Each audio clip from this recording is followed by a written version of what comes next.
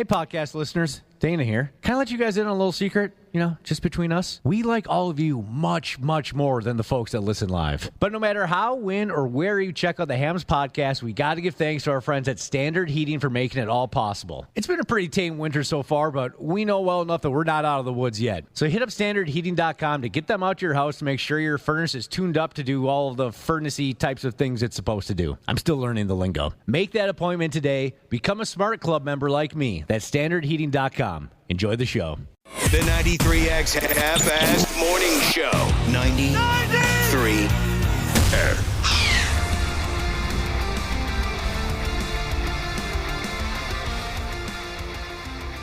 Man, it's early. Did you look at the time yet, Josh? I did. Yeah, you're right. It says here it's 5:40. Oh, God, early. And I suppose that means we got to get going again. Welcome to the 93X Half-Assed Morning Show. We got to go ahead with our Wednesday? Yeah. Our Wednesday, this and that. This week was one of those weeks where yesterday I thought it was Wednesday. And I was planning my whole rest of the week out. And then I looked at my phone and thought, son of a bee, it's only Tuesday. How does that happen this week? Yeah, today I woke up and I'm like, Thursday, nice. Tomorrow's Friday. Nope. So you were in the same boat. Yep. Exact same thing. I thought it was Wednesday all day yesterday. There's no coming back from such things. No, not at all. I'm in some trouble. You want to start the day frustrated, even maybe mad? No. Most folks would probably tell you that that's no way to start your day. But, most folks can kiss my ass. I don't need to hear what they have to say in the first place. Ashley, where'd you find this latest rundown of 10 things everybody should know how to do? Where did you find this? Because it's absolutely ridiculous. MSN.com. MSN. What do they do for a living? Is that a television channel or something? It's a news website. It is? Okay. Yeah. No, I really don't know. MSN.com. I'm not ripping on you, but their list is ridiculous. We've all seen these types of lists before, right? 10 things everyone should know how to do. Sometimes it's based on age. But we've all seen these types of lists before. This one stands out to me because a couple of the 10 things that we supposedly should know how to do are just effing dumb. I would expect these types of lists would be like a survival thing. You should know how to feed yourself. You should know how to find shelter, how to keep yourself alive. Queen, by the way, keep yourself alive. Check this out now, Josh. Number one on the list, this report concerning things that everyone should know how to do. Number one on the list, how to nap correctly. Yeah. You're messing with the wrong guy here, number one. There is an art to it. Well, you do it incorrectly, according to this. Yeah, I nap every day of my life. I'm a 53-year-old man. Who the hell do you think you are trying to tell me how to nap? Are you nuts or something? I'm glad you think this list is ridiculous because I can do far less than what I was hoping I could do on this top 10 or whatever it was. There's quite a few things on there I don't think I'd know how to do. Sleep Nazis. I've been dealing with sleep Nazis my entire life. They're the worst. Save your so-called opinion on sleep. I'm a grown adult. I can figure it out on my own. Josh, can you ever imagine being so effing arrogant that you would think to tell another adult, quote, how to sleep? No, I usually don't get involved in people's lives, and especially ticky-tacky things like that do not involve me. Unless it's like the bus driver. I might recommend he nap another time if we're in the middle of his route. Outside of that, that's none of my business. But they're out there, the so-called experts on every damn thing. Why don't you teach me how to breathe next? But number one on this list of the things that everyone should know how to do, how to nap correctly. I don't nap correctly. I'm very far from napping correctly. No. Yes, you do nap correctly. You nap however the hell you want to. You are doing it correctly. Don't listen to the sleep Nazis. Thank you. Who say 10 to 20 minutes a day. Oh, you got to only put in 20 minutes a day. Ashley, don't ever let me hear you say that out loud again when you said, I don't nap correctly. Yes, you do. You nap however effing long or short you want to. 20 minutes would do absolutely nothing for me. It would make me more miserable, I think. All right, hang on to something. Because next on the list of things that we should all know how to do, we should know how to do these things. How to deliver a Heimlich maneuver on a dog. This makes the top 10, or at least the 10 mentioned things that we should know. How to dump a Heimlich maneuver on a dog. Yeah, that's really stupid. I mean, not to suggest saving a dog's life is bad, but I never thought that that's something I'd have to learn at one point or another. I don't know how to do it on a human. No. That's become pretty viral over the last couple of years. There's always some type of, I guess, meme isn't the correct term, some type of photo that, gives you 4 different steps on how to get something out of your dog's mouth. And those have been going viral for a while. I've done that before, but I never would even think of giving my dog the Heimlich maneuver. And can you imagine what that would look like? What the neighbors might think? Just right in the bay window. I swear to God, he was choking on a chicken wing. Right. That's brilliant. How to Heimlich maneuver your damn dog. Yeah, how do you do it without look like it's bestiality right in front of you? I think you hold their back legs up at some point. It's something really goofy. You got a wheelbarrow, your pet? Yeah. So you're saying you believe that this might be the product of social media. You say that this has been going viral lately, how to Heimlich maneuver your dog? Yeah, and people have been Probably. captioning it with, you should know how to do this if you own a pet. I'll tell you what, we've all had pets our entire lives. If we're specifically talking about dogs, hell, Josh had a dog eat a light bulb. I had a dog eat a crescent wrench. Ashley had a dog eat a wool sweater.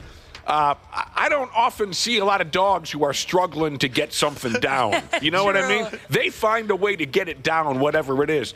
Wapple's dog ate a handgun. Dana's dog ate a Hyundai. True story. True story. I mean, so how often do you see a dog struggling? Oh, God, I can't quite swallow this. They swallow everything. I don't look at this as a massive emergency for most people. There are times where I think, is he going to need a little help? One of my dogs, he'll eat, we've talked many times about these dental chews that Dr. Andrea, our vet, she's coming in tomorrow? I would think so. I'll call her when I get back to her place. What? I don't know what that means. Yeah, that didn't even make Doesn't make any sense to call someone when Because you you're get... right there. Yeah. Although I'll tell you, in my house, sometimes that's frustrating. Someone will be on the floor below me. And we have paper-thin walls. You can hear anything in any room, any place in the house. And I'll get a phone call. Wife calls me from the next room. Yeah, why is that? Laziness. Yeah, well, I know I'm lazy. Yeah. But just yell. I mean, Yeah. even that's kind of annoying, but we're not even yelling anymore. At my parents' house, I always used to yell up the vents. Oh, that's a smart move. Yeah.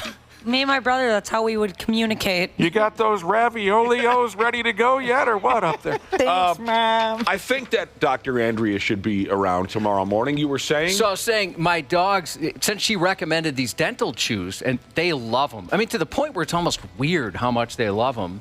And one of my dogs, he eats them so fast, he's gagging almost the entire time because he can't wait to eat it. So maybe I do need to learn the Heimlich maneuver. I love how that's in there, but like CPR or something to save a person's life hasn't come up yet. I'm telling you, it's that gang at FSN.com. How do you say? MSN. Yeah, like, sorry, bro, I know you're choking, but I only know how to do the Heimlich to my dog. Sorry. Yeah, can if you you get were on a all dog- fours? If you were a dog, I could save you right now. All right. The third item on this list of 10 things that everybody should know how to do. Okay, this sounds more standard, what we're used to when you bump into a list like this. How to build a campfire. Fine, okay. Next, it's not 1863 anymore, so I really don't think it's all that crucial that I know how to sew a button. Yeah, Shoot, I was about to ask you for a favor. I'm with you on that.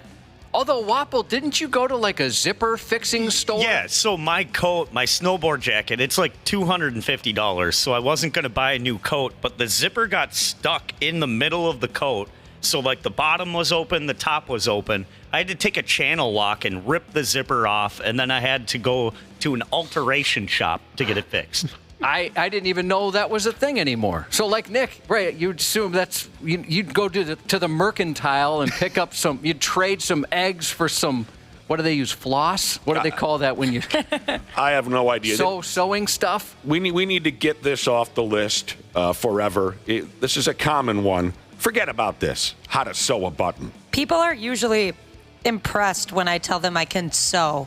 And I learned from my mom when I was... Ashley? I'm not one of them. They're like, oh, really? And it's really not that hard. My mom taught me when I was a kid, and then I had one of those home ec classes, and boom, that was enough. That's all I needed. My sister and her daughter will sit around like an episode of Little House on the Prairie and sew things up and down and fix a pair of socks, for Christ's sake. During the pandemic, that stuff did get pretty popular. You got a perfectly good trash can over there. If you got a hole in a sock, you throw it in the trash can. You go get another sock. Go on Amazon. It'll be there in a couple hours. So we have a list here that I've performed poorly at. So far, there's a few of these things I can't do, and usually I'd feel pretty bad about it, but I'm okay not knowing how to sew a button, and I'm all right. I mean, God forbid something happens to one of my dogs. I could probably go a while without learning the Heimlich maneuver for a pooch. When the nuclear holocaust comes, and it's coming, probably before the end of the calendar year, and you and I are living in a spider hole in the woods somewhere, Josh, then we will probably have deep regrets that we don't know how to sew a button. There could come For a now, day. I can live with it.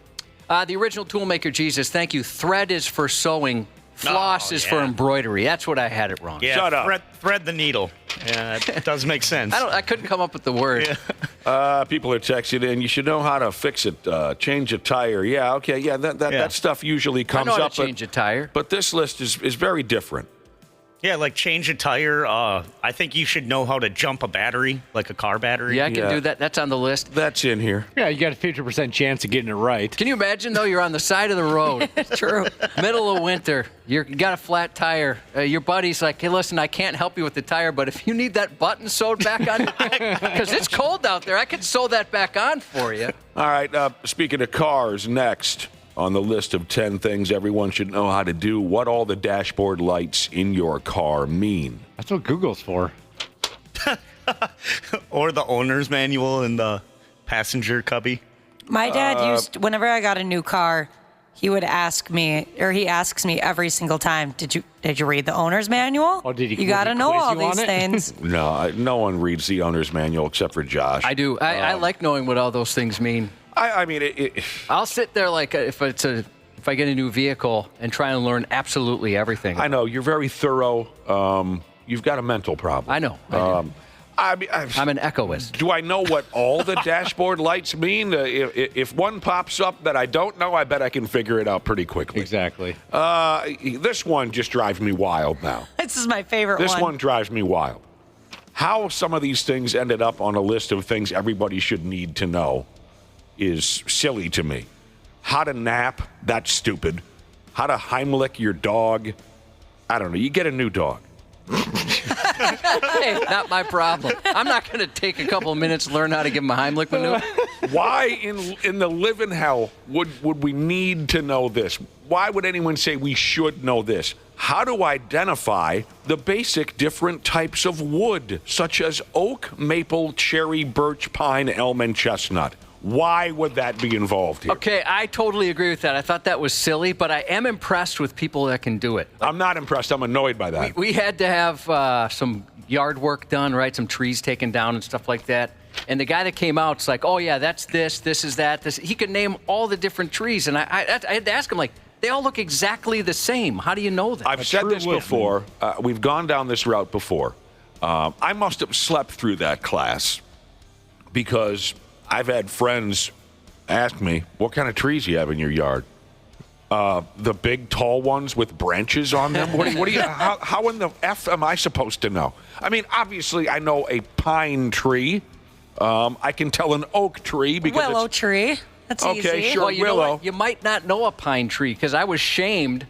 I told the guy, yeah, it's kind of over by our pine tree over there. And he's like, yeah, that's a spruce. Damn. I thought all those were pine trees. When someone asks me that question, I usually say, well, how the hell am I supposed to know which tree is which, and why do you want to know?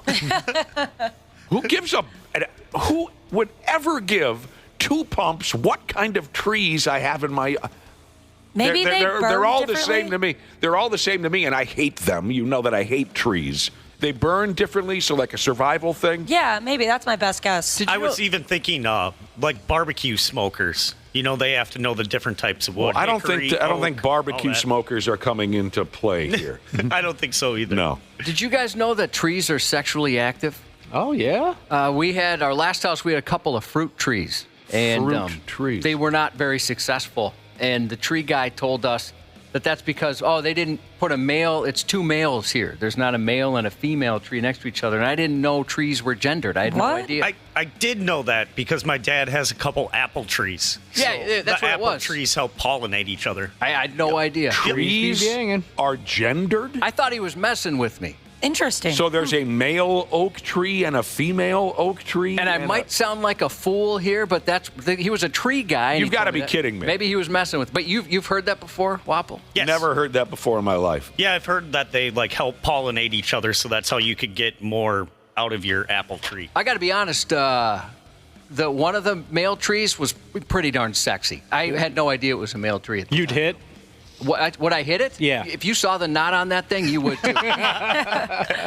How to break down a door is on the list of the things that everyone should know how to do. Well, first off, what's the door made of? Yeah, Oak? is it a wood Is it door? oak? What Is kind it of- maple? Is it does birch? make a difference because you could get through some of those woods easier. I don't know how, but the guys that broke into our house know how to do it pretty well. Yeah. They did a great job. Easily. I broke down a door Great once. job. They could teach a class. You broke down a door once? I've broken down a door. I would just there- throw my body into it. Yeah, I didn't. I kicked the living hell out of it. Right, So, yeah, there's no finesse involved. why we would need to know these things, that one also, I'm curious. Why do we need to know how to break down a door? In case of a fire. In case of a fire. Yeah. You know that fire you tried to start earlier with the campfire thing? Maybe it went out of control, and now you got to kick down a door to rescue your dog who's choking on something. He's choking on that button he was trying to sew. What thickness of ice can hold specific weight? Well, I don't know how specific you want me to get, but I got a pretty decent idea. Oh, yeah, I know about that. That's Have you smart seen to some of know. those? It's funny, like certain colder climates, like the government will put out a poster. Sure. And it'll show a snowmobile, you know, Right. 7 to 8 inches. You know, your Right. truck, 12 to 16, whatever they put. And then they'll put like a Brontosaurus or an AT-AT from Star Wars, things like that on there. And like No. 300, like what's his name? Godzilla. You need 300 inches to hold Godzilla. I haven't seen him get that level of cute on the ice thickness chart. Here is how to jump a car, sure. And finally, another one that's just kind of odd to me when you consider all the other options that might make a list for survival, for something you should know how to do. Should. And that is how to escape being zip-tied. Oh, I learned this really young. You learned it. Yeah. Yeah, because have you of ever watched those kidnapping. videos? Like you watch these special forces guys train normal folks how to No. do it? No. It's kind of fun, actually. We don't it. watch the same video. Always wear shoes with laces on them. I'm sorry, Josh. You've watched videos of special forces individuals teaching people how to escape being zip tied. Yeah, and sometimes there's a lot of production value where they'll fake a kidnapping, and then, you know, they'll have like a lady, a damsel in distress sitting in a chair with just a light bulb swinging in a scary looking room.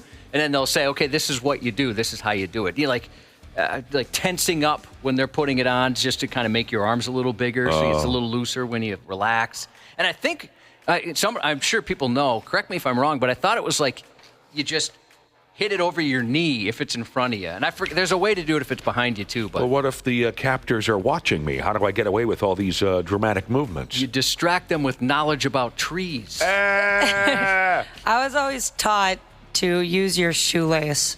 So do you keep some of your shoelace in your shoe, or I guess kind of like you're holding on to it, and then you put the other half in your mouth and you go back and forth on the shoelace with the zip tie, and it'll snap eventually. All right, but again, if my captors are watching me the entire time, I'm not going to be able to flossing my shoelace, not going to be able to floss my shoelace back and forth over and over again. I think there would be enough tears from pure terror for me that I could probably lube my wrists up pretty good and get out of those things. Well, that's all very interesting. That's why I always carry butter.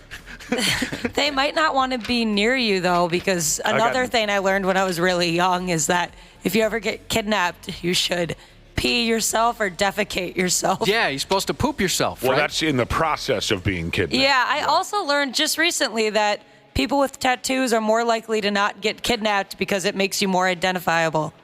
All right. Yeah. No, I'm dead. I don't have shoelaces or tattoos. I'm gone. Yeah, if you poo or pee yourself while you're being abducted, that's the rumor is that'll get a lot of bad people just to run away from you. But if you poo or pee after you're kidnapped, that's probably not going to help you much. Yeah, they're They just going might to make be fun into of you that. at Then that you're point. just sitting in your own diarrhea for days on end until your parents come up with $5 million. So I mean, can you use that in other situations, like getting out of going to Dana's wedding? What if I poop myself? Is Dana going to uninvite me? no, but if you do it at the wedding, you're gone. Yeah, That would pick me actually be up. hilarious. you are gone. You probably could have got out of the meeting yesterday if you pooed yourself. Dude, there was a few moments in that meeting where I wouldn't have wanted to miss. I know Yeah. someone who got out of that meeting. I got out of the meeting. Yeah, you did. I had to call you last night. How was the meeting? Entertaining. Yeah. It was entertaining. People missed you. They asked me where you were. They said did? you were on your deathbed. They're only human. They're only human. I had, I did my best. You know, sometimes I get so excited about things I want to call you immediately, but I've matured. I know you do get excited. Oh, yeah. You got to get these things off your I hate chest. not telling you Yeah, things, right? yeah. I hate keeping something from you. So, yeah, there was a couple moments that I almost called you on my way home, and I thought, nah, he's sleeping. You know, he wants to kind of rest up. And I went the whole day. I didn't contact you till last night. You held off quite nicely. You showed a lot of willpower. And I was even going to say, when we were texting back and forth, I was even going to say, hey, tomorrow I can't wait to fill you in on what happened in the meeting. And then I couldn't. I had to say, can I call you right now? I got to tell you. Yeah, we talked about it. I'm sorry I missed it. Is that why you texted me earlier, Josh? Because you were having a hard time waiting to talk to Nick about it? Yep, You had to get it out somewhere. I sure did. I wanted to see if your favorite moments were my favorite moments. And they were. I bet they were. Yeah, we all matched. I love when we get everyone together for a sit down. That's always fun. So there you go. The 10 things everyone should know how to do. How to nap correctly. Shut up. Heimlich maneuver for dogs. How to build a campfire. How to sew a button. What all the dash lights mean in your car. How to identify the basic different types of wood, which is so friggin' dumb. How to It is dumb, but I'm always impressed by people that can do it. Again, I'm annoyed. You're impressed. Yeah. I'm annoyed. I don't care if you know every different breed of tree in my stupid yard with all those stupid trees. How to break down a door, ice thickness, how to jump a car, and how to escape being zip-tied. I do wish I knew how to cook better. It's certainly grilling. That's one thing. Not again with this. I'm embarrassed that I'm not good at that. It Why? seems like something that people should know how to do, and I've always wanted to do it. Well, then get to it. I got to learn. I'm more of a order a pizza guy, like I know Dana is. And yesterday, when we were talking about things, would you tell your friends things maybe they need to know, like they've got bad breath or they're in a bad relationship? They're a bad cook. Bad cook was on that list. Dana, I got to tell you something. It's been killing me. Yeah. Your pizza delivery guy had sex with your pizza before he delivered it. He American pied that pizza. That was ridiculous, Dana. And I think he farted on it. It was unbelievable. Like, you could not have mangled that pizza any worse than this guy managed to do. Dana sent us a picture of this pizza he had delivered the other day. And it's like a comedy bit. It's like he shook it around. Yeah, it's like you were dumpster diving. It's like the guy was pissed at me for something. Like, did I sleep with this guy's girlfriend and not realize it or something? That was hilarious to the point where I thought, no, this didn't really happen. Did you make sure you remembered to tip, Dana?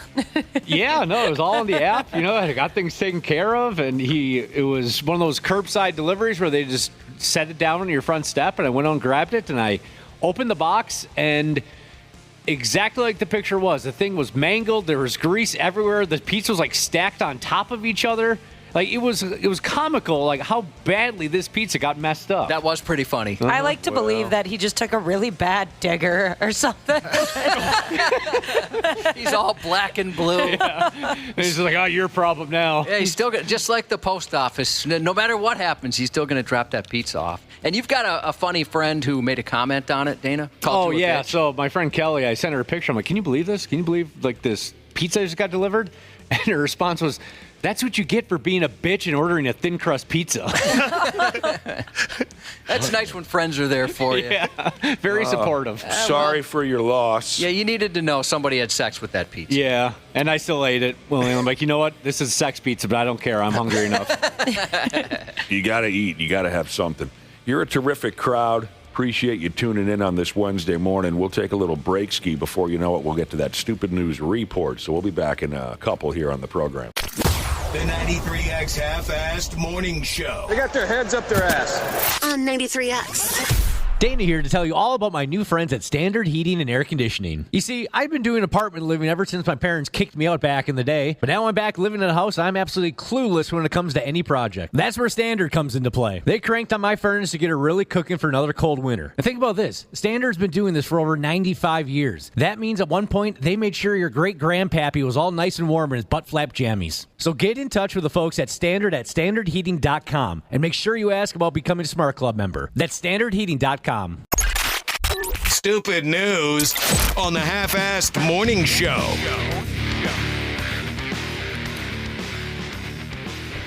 I'm looking forward to this one. I am. Normally, I don't want to do this, That's not true. Stop that. but I'm looking forward to this one. We're going to get things rolling here. Oh, what are we going to do for starters? A couple going for a walk in the woods. That's how this one starts, Josh. You go for walks with the wife, don't you? At times. Miserable. Yeah. She won't go out in the winter, but certainly in the summer we like to get out there. Legs get so tired. Okay, a couple going for a walk in the woods.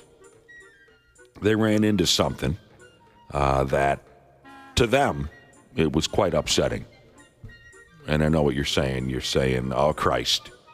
Did they run into another couple getting it on in the woods, like maybe an inverted 69 or something disturbing like that? No. Is that possible, first and foremost, while standing? Well, you lay on the ground. Yeah, that's the only way I can think of doing it. Yeah. They did not run into another couple in an inverted 69, but it was probably the next best thing. This couple walking in the woods, they stumbled upon amateur hardcore porn pictures that were tacked up to a tree. Never been that lucky on a walk. Have you guys ever seen anything like that? You know, found something cool like a dead body? Or Well, when we were little kids biking through the woods, I remember finding some porn, you know, like that was magazines? Yes, porn magazines that someone had attempted to hide. Oh, so like they meant to go back to it, not just ditched it. Okay, Because that's stashed it. In the woods by the house that I grew up in. We had a fort. A couple older kids had a fort, and that's what you kept in your fort: hard liquor and porn. So I got lucky once or twice when I was a kid. So this couple comes around a corner, and there's some amateur porn pictures stapled up to a tree. It was fairly obvious, to them at least, that the pictures were stapled up to the tree on purpose, as if to say, hey, I know you don't know us, but check out what we did to each other the other day. The two folks taking a walk, they go by the names of Erica and Dylan Blake. They're a married couple.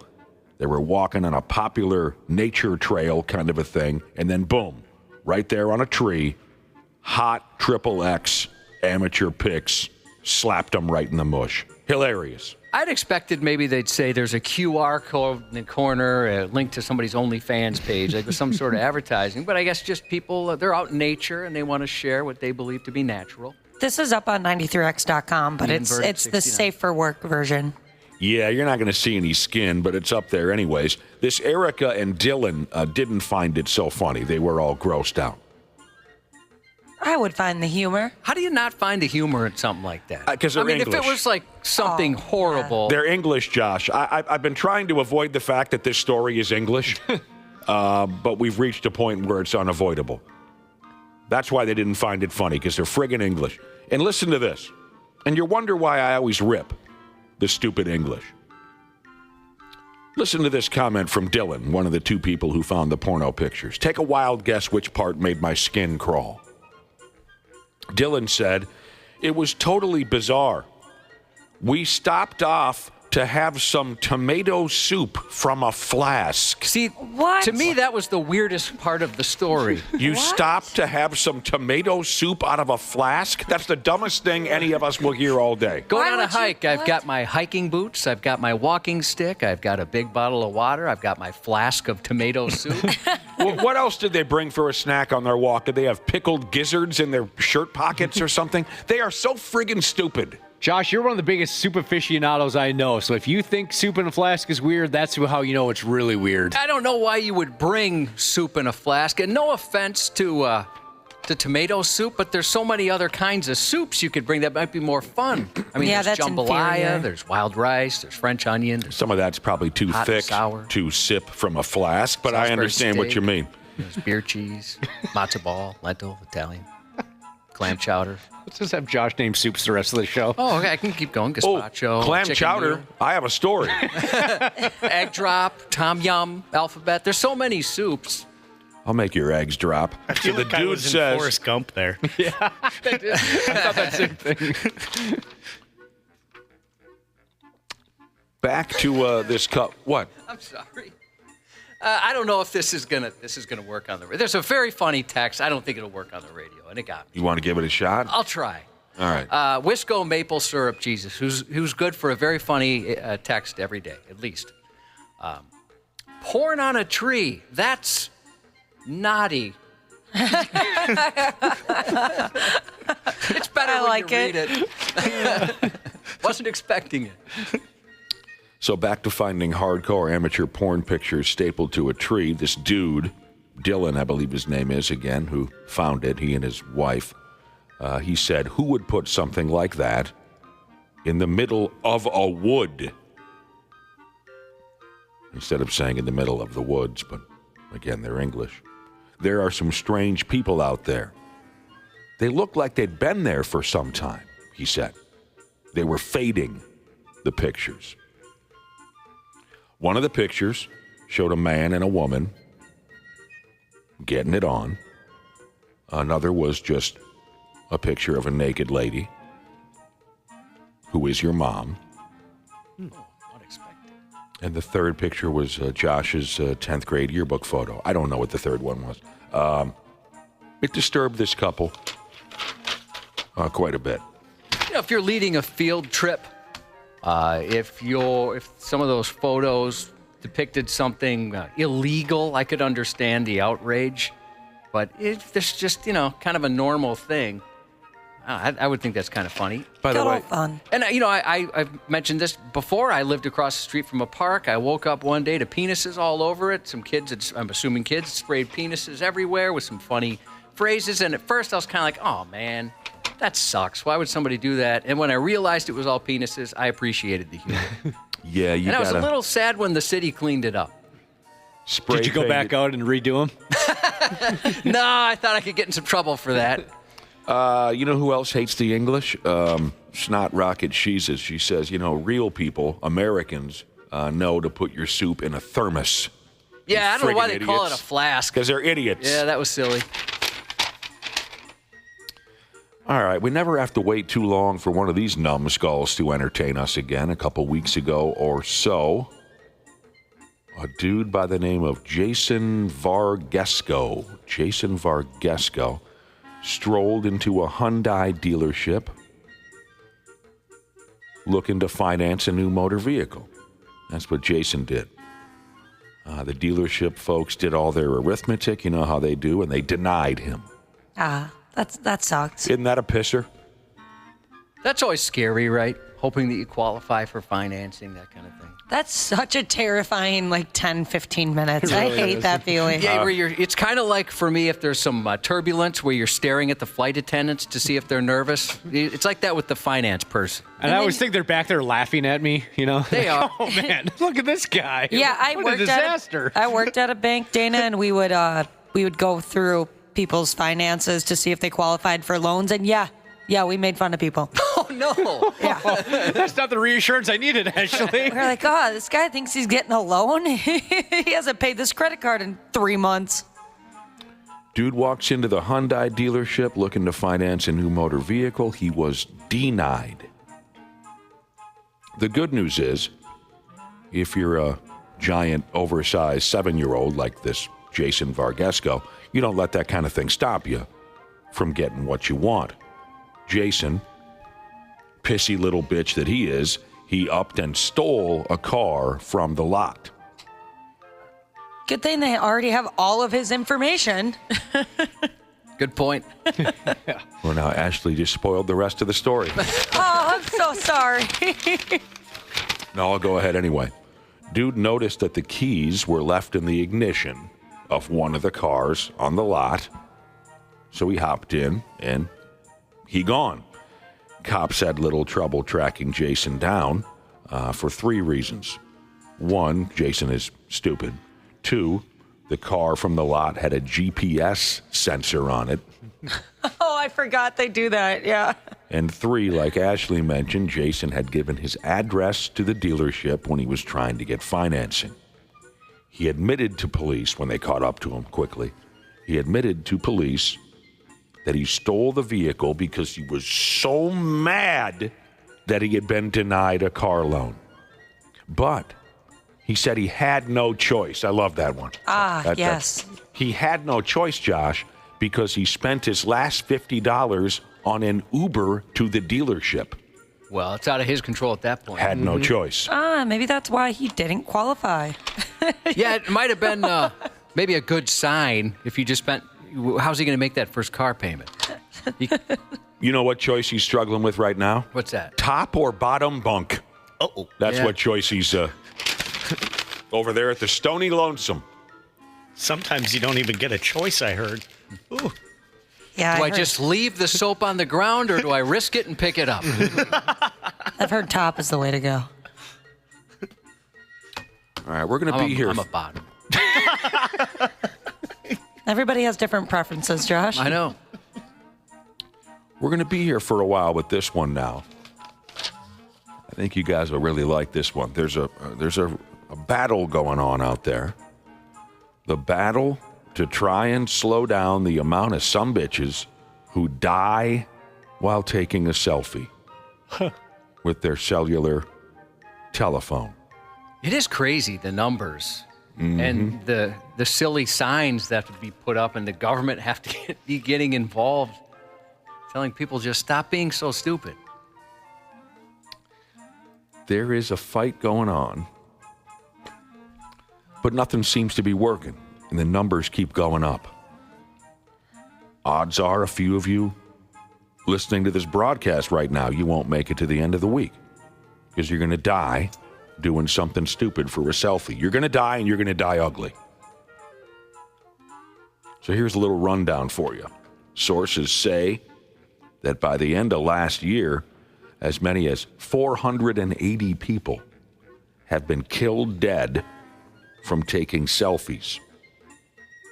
And many others have been broken into a million pieces but survived.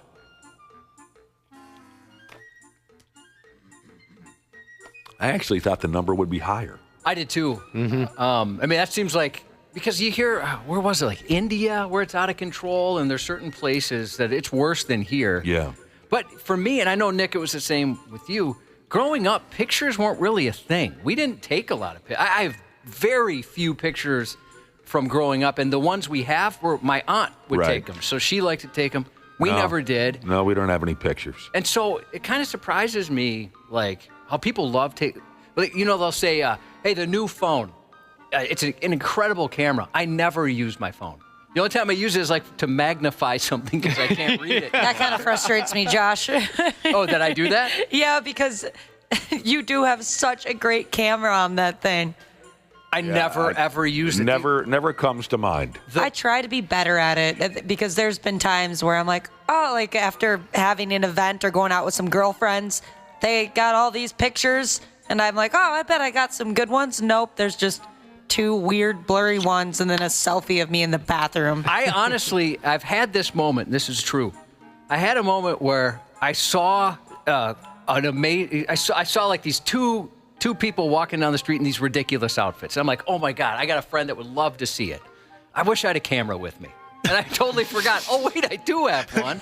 It's just we weren't brought up. No, it was so different. We weren't brought up to think that you needed to capture anything. Yeah, outside of some sneaky photos I have of my wife making potty, I never used the phone. Right. Your parents never bought those disposable cameras? Only, like, I remember my aunt's 40th birthday. You know, they had all the old fart buttons and balloons, and they had those disposable cameras. But I don't think anybody ever did anything. I have no memory of either of my parents ever holding a camera for any reason. We never took family photos. Nope. It wasn't a thing. You would think that with how easy it is now to take a picture with your cellular telephone, you would think that you and I would be on this, but I guess old habits die hard. Pictures just were never a thing in my family, never a thing in your family. It is what it is. How quickly could you guys take a picture if you needed to? Really fast. Really fast. So I'd have to log into my phone. Right. Boom, I'd have just to took one. search camera. You know, it's just not something I've ever been good at. Luckily, my wife is, so... Like, we have a shared photos album, and I'll go, oh, that's nice. She took a picture of that. Oh, there you go. 480 people have been killed dead from taking selfies. That was at the end of 2024. Many incidents, this is how they put it, many incidents occur in the world's most picturesque places or areas made famous by popular movies or television shows. So, you know, someone says, hey, it's the house from Family Matters, and you go running across the street to be the first one to get a selfie, and you get hit by a fish truck or something. I love asking you these questions. You mentioned many of the incidents occur in the world's most picturesque places. Yes. What is the least picturesque place in Minnesota? Oh, man. Or what city do you think would have the most least of those? Okay, somebody else say that. No, the first way you put it was, I understood everything you said. The least picturesque place in all of Minnesota, I'm going to go ahead and say it, Wyndham. And my beer league hockey teammates are nodding right now if they're listening. We used to play a tournament in Wyndham.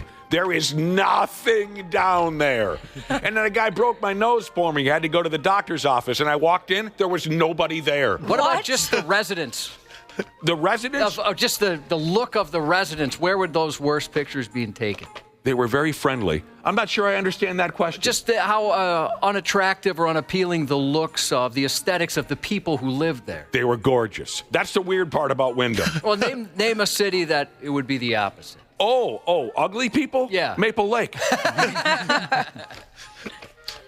All right. Where was I? Folks are so intent. Sorry, I lost it there for a second. Folks are so intent on getting the best stupid, self-serving selfie that they don't see danger coming. Like I described, someone running across the street to get a picture of the house from Family Matters, they get hit by a fish truck. Here are a few other examples for you of folks getting obliterated while taking a selfie. Earlier this month, a Chinese lady died after she walked onto railroad tracks and the train knocked the life right out of her, like that kid in Stand By Me. Her husband told local police that his wife was so intent on her look at the train go by selfie that she didn't see it coming. And just pow, she's turned to dust. Selfie obsession is getting folks killed in all different kinds of ways. Don't ask me to explain all of these. Says here selfies have killed people by way of accidental shootings, drownings. One person even got blowed up by a grenade. Hey, that's the house from Family Matters. Hand me my grenade. I got to get a selfie. And the other person said, why do you need a grenade to take a picture with the house from Family Matters? Boom! Falls from deadly heights. That's the most common way you're going to die, taking a selfie. Die or permanently mangle yourself. Followed by drowning. Folks get off on hazardous locations like the edge of cliffs. Now, nobody needed to tell you this, but I'm going to go ahead anyway. It says here, the allure of social media recognition often drives individuals to take unnecessary risks, underestimating the potential dangers involved. Yeah, we know. Selfie dorks are being urged from one end of town to the other to respect safety warnings and barriers, be mindful of their environment, use common sense. Here's a couple more sudden dramatic selfie deaths. A 21-year-old gal shot herself in the skull while taking a selfie with a pistol. Oh my gosh. Honey, no. 2 young Russian soldiers pulled the pin from a live hand grenade and blasted themselves into Russian heaven. Creepy but true, it says here. A picture of the two of them, a split second before they became soup, remained on their phone. Oh, have you guys ever gone through those slideshows before? No. Like pictures? No. When I was younger, I could do that. I can't do that anymore. No, No, what are it's you like- talking about? No, it's pictures that, like, right before something bad happens. No, I don't want to see those pictures. So, like, they're happy. It's not like anything bad has happened yet, but it's, like, eerie. It's creepy. What do you mean, like before people got hit by cars and shot and whatnot? Yeah. Oh, God. Yeah. I'm morbid. You guys know this. There was a day where that kind of thing I would watch too, but I can't anymore. I had a guy at the bar do this to me a few weeks ago. The big-time CEO who got shot dead on the streets in New York City or whatever, right? Oh, yeah. Dude walks up to me at the bar and he says something along the lines of, oh, man, the dude who got shot in New York City. I said, yeah, I heard about it. The pictures are insane, man. The pictures are incredible. And he starts fingering his phone. I said, I'm not looking at those friggin' pictures. He's like, no, hang on a sec. The pictures are great. I said, no, I'm not looking at your friggin' picture of a guy getting his brains blown out. What the hell's the matter with you? I can't even look at when people are like, oh, dude, I totally broke my ankle in 4 different places. Check it out. Oh, I'll Nope. check that out. I don't want to see Nope. someone getting murdered, though. Yeah, Oh, it's the thing, like I would barf. how they're releasing the plane crash videos from the recent plane crashes. That kind no of thing. thanks. All No those thanks. people that And like that cop that went to jail for showing off photos that he took of Kobe Bryant after the helicopter crash. Oh, I didn't hear of that. That's awful. Yeah, he was bragging to people at the bar, like, hey, I was on the scene. Check out these photos. All right, here's why the selfie madness will never end. The story says, and try not to puke here. For many social media influencers, cool selfie taking is big business. And getting a daring shot is one of the sure ways to stand out in a crowded market. I'll go ahead and say it, and maybe it'll save someone's life one day. I couldn't possibly care less if you're doing a handstand on a cliff in Biafra.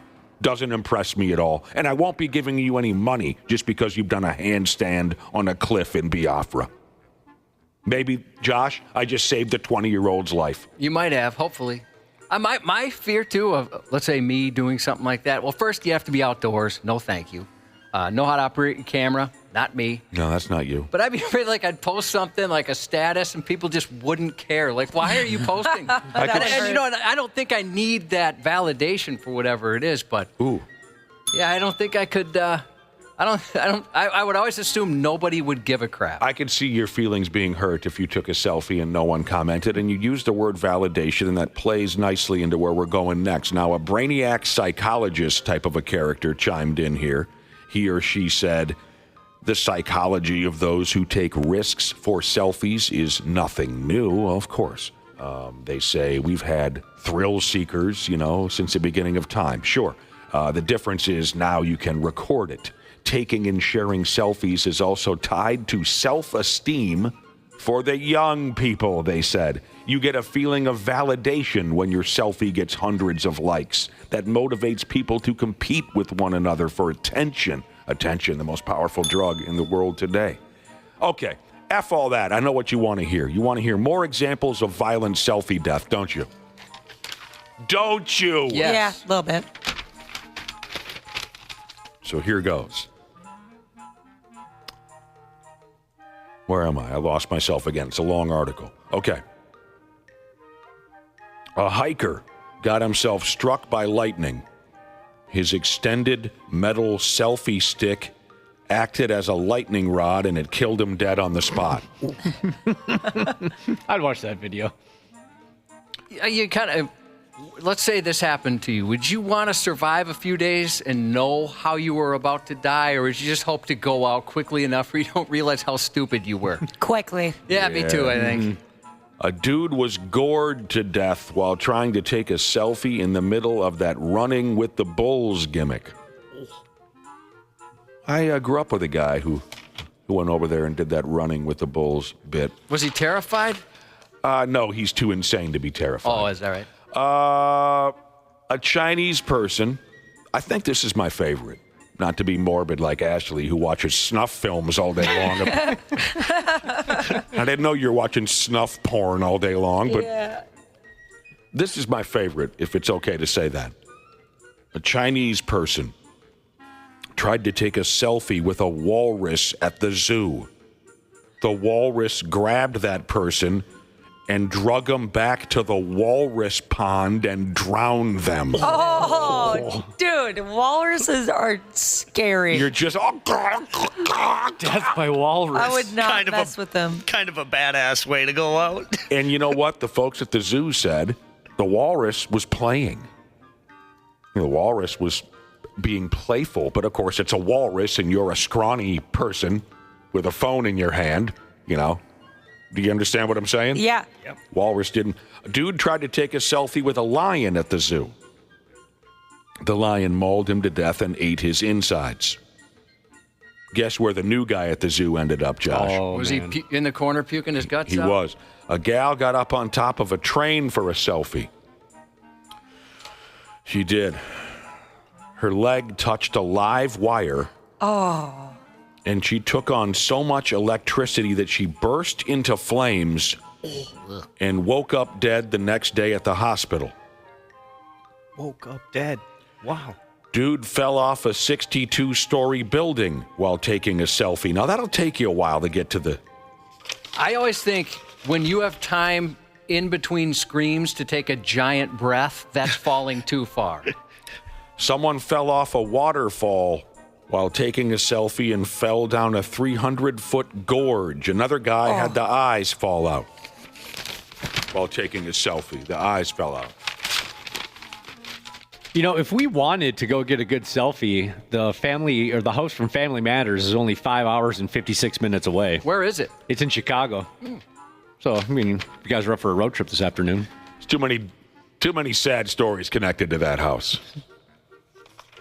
Jaleel White's career was murdered by that show, so I don't like... Did I get the name right? Jaleel White? Yeah, you did. All right. So, yeah, selfie deaths will only continue. I can't get over the walrus one. That's just crazy. The walrus just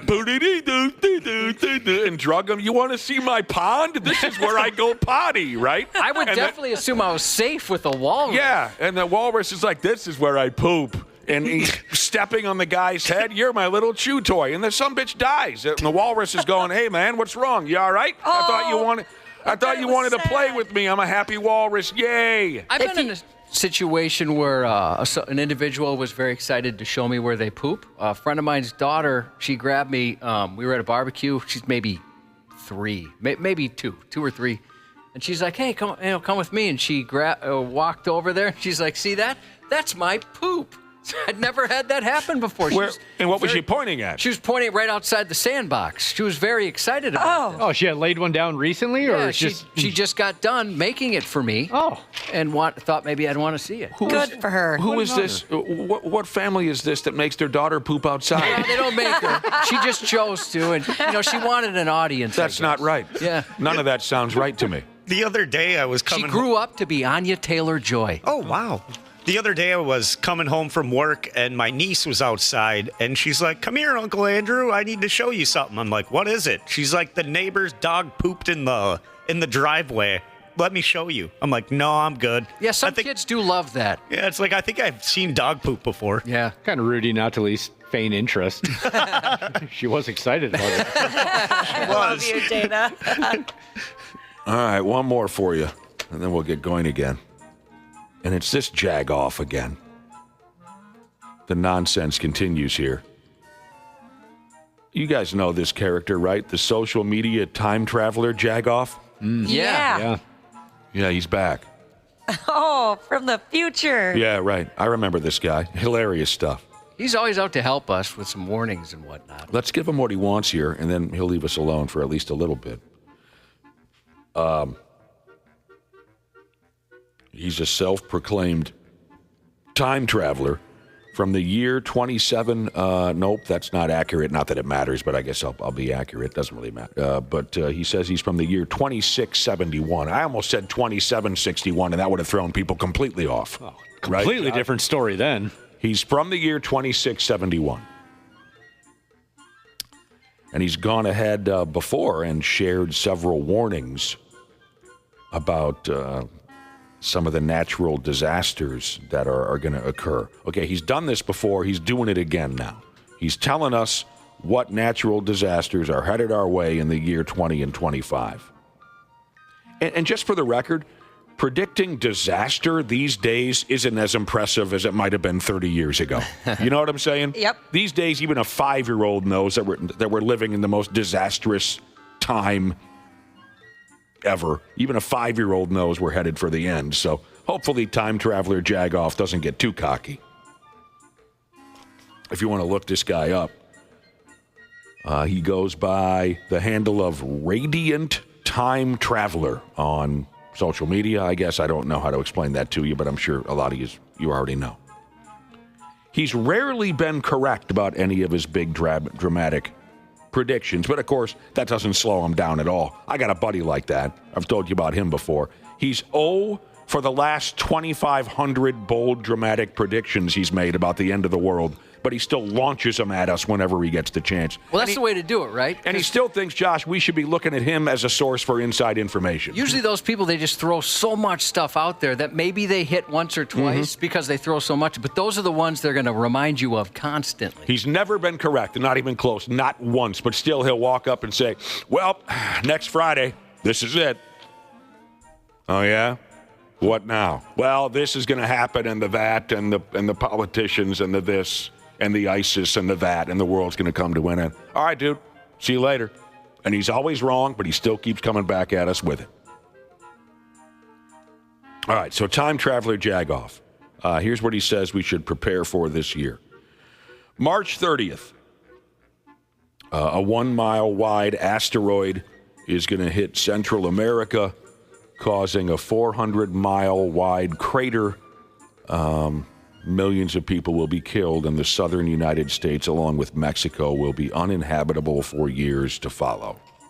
Boy, that's unfortunate. Good thing we're in the northern United States. We're good. All right, so that's March 30th. April 20th. Many of the world's largest volcanoes will erupt all at once. Not on 420. That'd be cool. That's too far away, though. You want to be much, much closer? Yeah, I'd love to see volcanoes be the reason why. Somewheres between July 7th and the 13th, Josh, these will be the hottest days in the history of the United States. It will be known as Heat Week. And the average temperature will be 114 degrees. Because of this severe heat, car tires will melt and massive wildfires will cut loose, and you'll get sunburn just from stepping outside into the light. August 9th, he says somebody's going to get pregnant. Okay. And September 21st, he didn't say who, just somebody's going to get pregnant on August 9th. It's a good guess.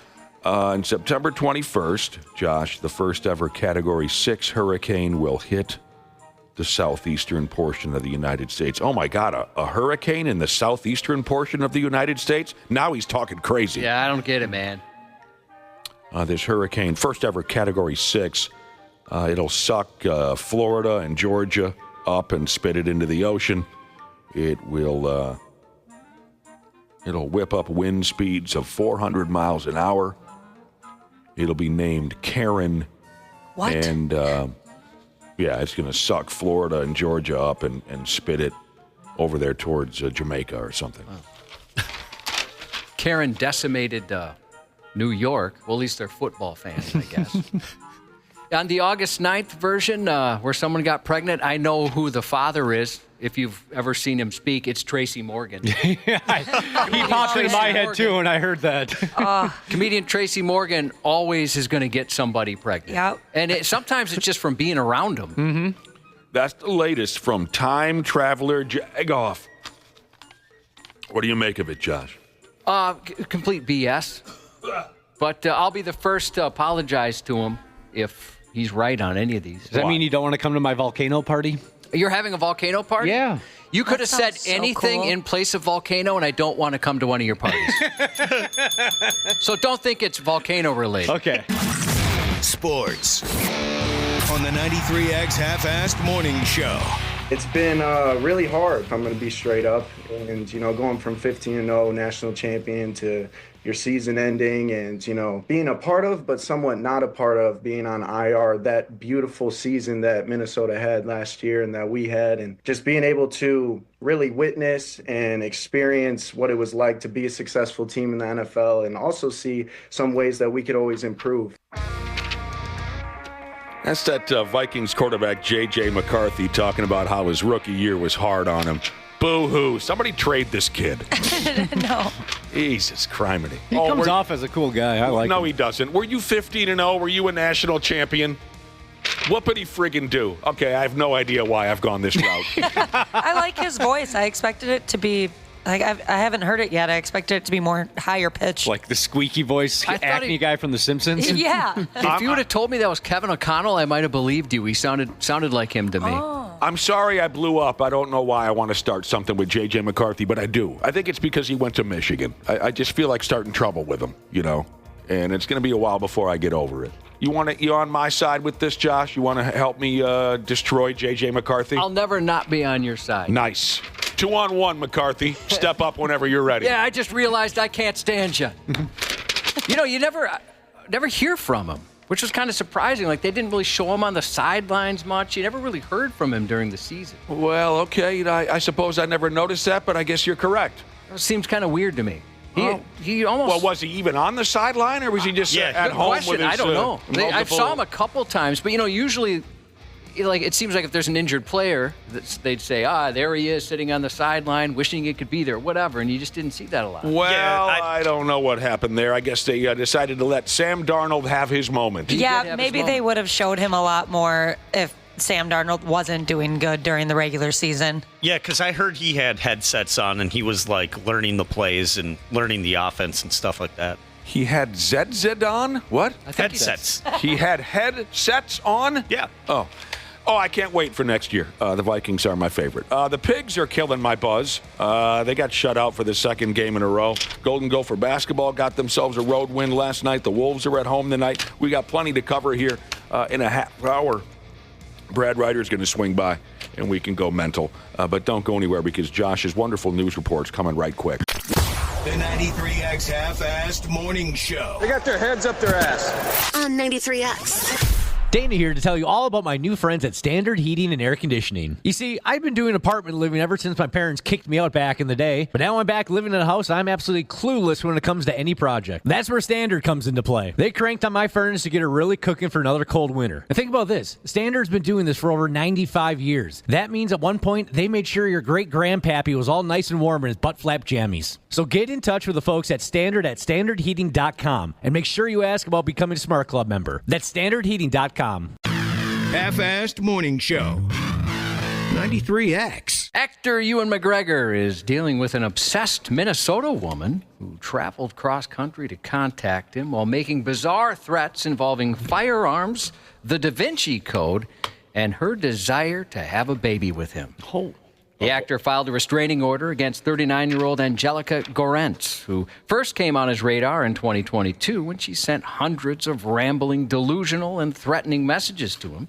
She sees herself as Ewan's jilted lover and believes his wife, actress Mary Elizabeth Winstead, stole him from her. The threat escalated last month when she drove from Minnesota to California and showed up on Christmas Eve at his ex-wife's home. The kids were all there, along with mom and dad, when she tried to get into the property, but was turned away at a security gate after asking several bizarre questions. After the scary encounter, he said that she amped up the insanity, making deadly threats while referencing the TV show Dexter and a sniper rifle she was researching, Dexter, about a serial killer who kills serial killers.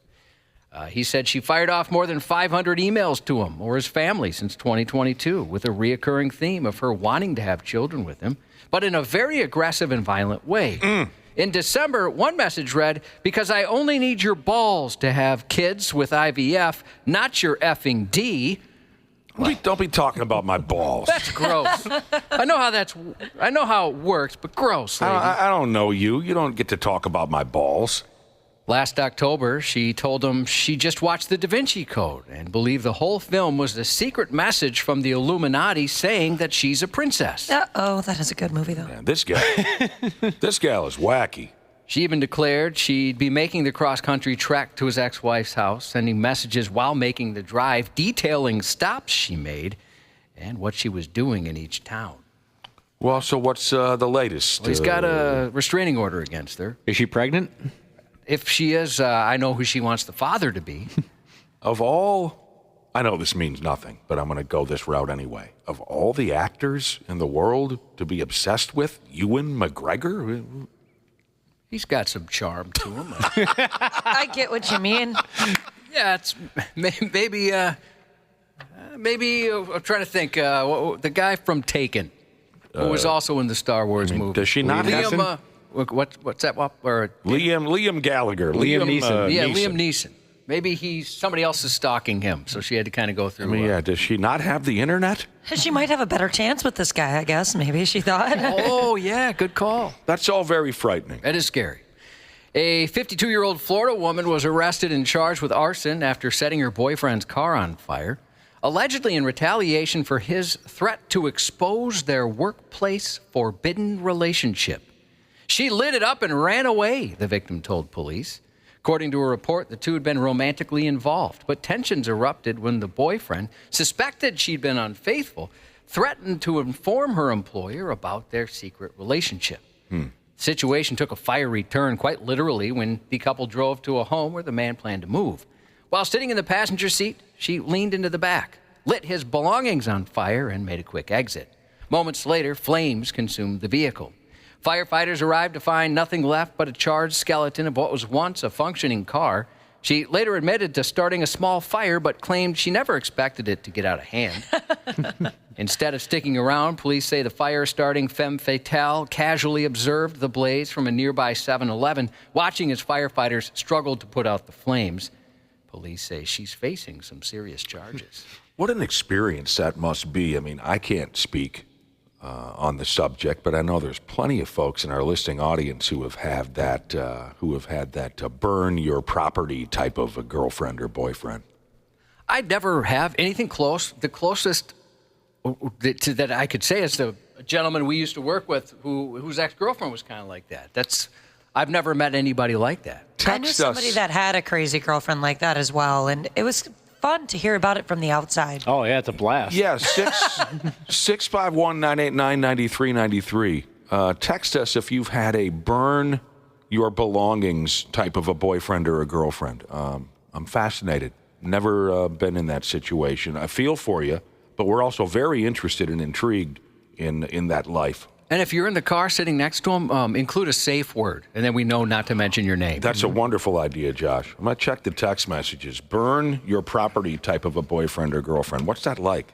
A 19-year-old Florida woman expressed her feelings about a breakup with a meltdown, first with condiments and then with a car. January 31st, she showed up at a parking lot in Punta Gorda and doused her ex's car with eggs, ketchup, and mustard in a messy act of revenge. Moments later, she jumped into her Range Rover, sped around a corner, and deliberately ran him over. The impact sent him crashing into the windshield, shattering the glass before he rolled off the hood and hit the pavement. And before you know it, I seen black and I'm on the floor. My body literally fling in the air. But to actually get hit by a car, it's by a Range Rover, not no sedan, a Range Rover. He was rushed to the hospital with multiple fractures, but is expected to recover. According to the Charlotte County Sheriff's Office, the act was intentional and neighbors didn't mince words. She sound crazy as I never messed with no like that. Never in my life. Very stupid woman. Go back to jail. I love those guys. I love that neighborhood. As for the reason behind it all, the ex told police she must have found out about the other girls. Josh, a listener texted in to admit that she burned all of her ex-boyfriend's clothes. Oh, wow. Does she say why? No. And she spelled it C-L-O-S-E. So I'm having fun with that, too. I know it was probably voice to text. Yeah. She burned all of her ex-boyfriend's clothes, brand new or otherwise, Josh. I had a girlfriend that cut up all my soccer jerseys. Oh, I bet that must have took her a week. Thankfully, it's just the ones that she had that had left at her place. It was only like 2 or 3, but yeah, she cut them up all into pieces and threw them at me. Did you do something? Ashley, man, it was a long time ago. Details are fuzzy at this point. Maybe we can get back to this because a lot of this is very interesting. We asked our listeners to text in if you've ever had a burn your belongings type boyfriend or girlfriend. There was one more I wanted to throw in, and then, here's a listener who says, I have a burn your belongings type of a wife right now. Oh, man. Yeah. Spooky. Yeah. A 42-year-old Canadian man went full rock star in a motel room, trashing the place like it was the height of the 80s. These guys have always pissed me off. Me too. We used to work with a couple. Before assaulting a cop with a breakfast sandwich. Around 2 a.m. Monday, police were called to a motel after reports of a guest going on a rampage, destroying items in his room. Officers arrived to find the suspect resisting arrest. But despite his efforts, they managed to take him into custody. While in custody, he was given a breakfast sandwich, which seems nice. But instead of eating it, he decided to weaponize it. When an officer entered the cell area to speak with him, the suspect hurled the sandwich straight at the cop's face. The Canadian gentleman is now facing a laundry list of charges for using the McMuffin to McBitch slap that officer. What a waste. Perfectly good breakfast, Sammy. Some great news. A breakfast what? Sandwich. Were the details fuzzy there too, Dana? It's frustrating around here. Some great news could be on the horizon for those of us who love to eat beaver. A Minnesota senator wants to reverse a 2024 law banning eating nuisance beavers. A senator in Minnesota who wants to make it legal to eat beavers again. He also said, why does everyone keep laughing when I say that? The 2024 ban was questioned by some lawmakers who argued many people have no problem going down the path of eating beaver, while others defended the law, citing concerns over disease and lack of research on the meat's safety. Nice beaver. Thank you. I just had it stuffed. What movie? Naked Gun. That's right. Discussions around eating beaver gained attention online with YouTube videos and Reddit users giving it a try and describing the taste as similar to beef or venison. One lawmaker even gave beaver eating an oral review on the Senate floor last year, referring to beavers as nature's chicken nuggets. No, I don't. We have plenty of things to eat. We don't need to eat beavers. Don't tell me I can't eat beaver. Yeah, what's the problem? They're so cute and adorable.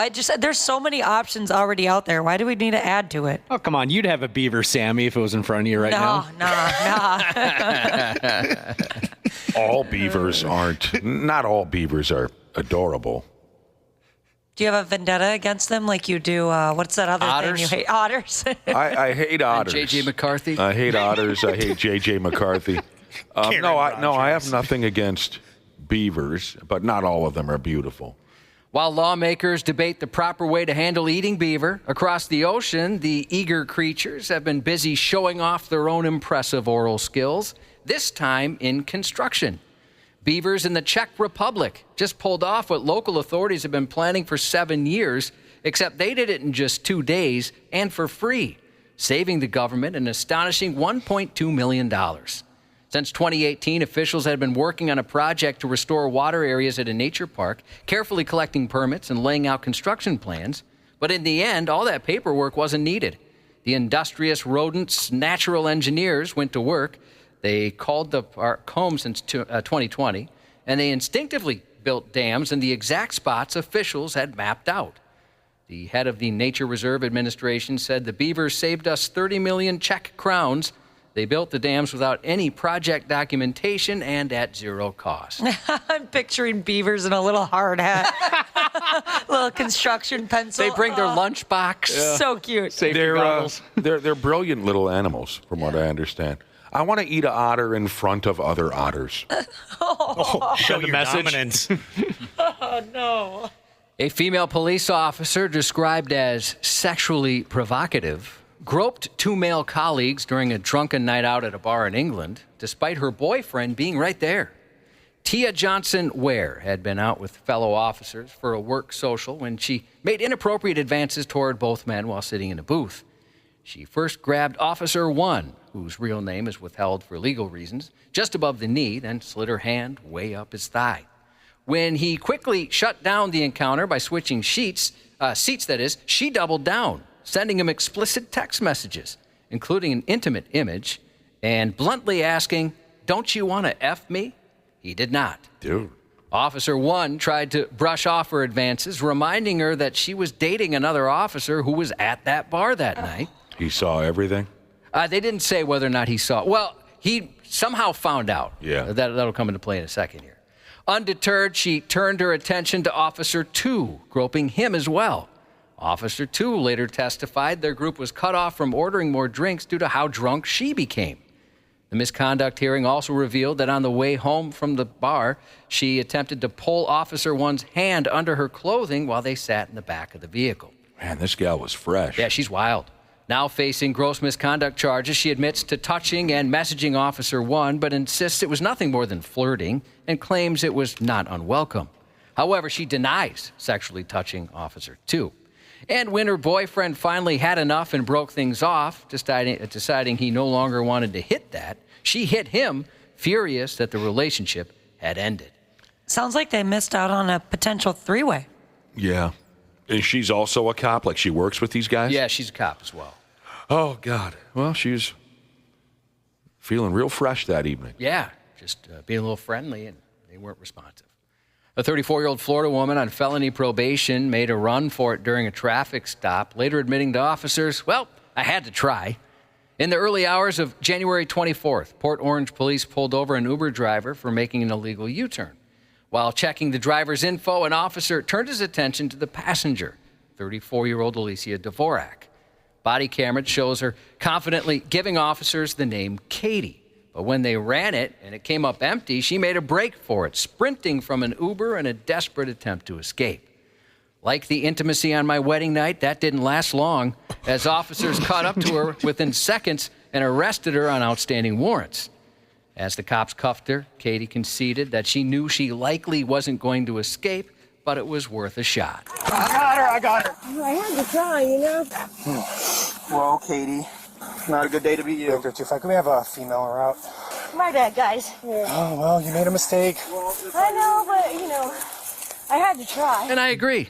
She said, "My bad." Police later found cocaine and prescription meds on her without a valid prescription. Oh, that kind of blows that it was the Uber driver's fault, or that she got caught. Oh, that he raised the attention? Yeah. Oh. A 32-year-old Idaho man tried to outsmart Walmart's checkout system, but his creative scheme landed him in handcuffs. Dylan Rockwell was arrested Monday after pulling off a high-tech twist to an old-fashioned scam. Wearing a ring with a barcode for tomato soup instead of scanning pricey items at full price, he casually scanned his finger, making a $300 grill look like a cheap can of tomato soup. Wow. Walmart staff caught on, and police tracked him to his home, where they found him and the stolen grill. When questioned, he admitted he'd pulled this trick more than once, though it wasn't immediately clear how many times he did slip past the register. Each time, the receipt would show tomato soup instead of whatever he was actually taking. For reference, a can of Campbell's tomato soup was going for $1.26 on Walmart's website at the time. Police Chief Rex Ingram said, "Sorry, Mr. Rockwell, your tactics don't work this time, but we appreciate your creativity. We know times are tough, but your ingenuity got you some county soup for dinner." He's facing charges of felony burglary and misdemeanor theft. Dylan Rockwell. At what age did his parents buy him a guitar? I bet a young age. Yeah. Maybe when he was 1. Pretty creative on his part, though. I agree. He made himself a ring with a barcode on it. I couldn't figure out the ring part. I couldn't even come up with the idea. Right. For over a decade, a mysterious object lay submerged in Spirit Lake, baffling local fishermen and turning into an underwater legend. Was it a sunken treasure chest? A lost piece of history, perhaps? Nope. It was just a really well-marinated Jeep Cherokee. The St. Louis County Rescue Squad revealed the structure had been on the fishermen's radar for years. At one point, someone even dropped a camera down there and decided it was probably a chunk of a dock swept away by a flood in 2012. A recent sonar sweep, however, exposed the truth. It wasn't some random debris. It was a whole SUV. This, of course, triggered an official recovery operation. When they finally popped the Jeep open, there was no human remains inside, just a bunch of fish that made the Jeep their home. The St. Louis County Rescue Squad said they'll have more to say about the underwater relic sometime soon. It's very mysterious. Yeah, trying to figure out just how it got there. But yeah, luckily they didn't find anything terrible in there. You mean like carcass? Yeah, just a rusted Jeep. SNL alum Chris Parnell, 58 today. Duff McKagan, bassist for Guns N' Roses, Velvet Revolver, and now Guns N' Roses again, 61. I wonder if he still spends any time as a financial advisor. Duff? Yeah. Yeah, we had him in studio once, did we not? Yeah, and he sat us down and gave us financial advice. Yeah, I've since lost every penny I had. Yeah. NASCAR stud, I wish he would have just given me a bass lesson. NASCAR stud and voice of Daryl Cartrip on Cars, Daryl Waltrip, 78. Legendary QB Roger Staubach, B83, and that's 93X News. Sports on the 93X Half-Assed Morning Show. I'm Marcus Jordan. I'm Michael Jordan's son. Okay. I'm not doing anything wrong. I'm just trying to get home, and I made a wrong turn. And clearly, we would just like to get our car off of the fucking train tracks. This is a great story. Sounds drunk. And I'm so glad you're around to enjoy it with us, Brad Ryder. Hi, Brad. Good morning. What did you do with Randy Shaver? Well, we're not supposed to talk about that, remember? Okay. Yeah, we did make a pact on that, didn't we? Yeah. We did. Randy Shaver got the day off again today. Brad Ryder's here with us, and again, I'm very glad that you're able to enjoy this conversation here about Marcus Jordan, the son of that world-class prick, Michael Jordan. And boy, do their voices sound similar over the audio. I don't know if anyone noticed that.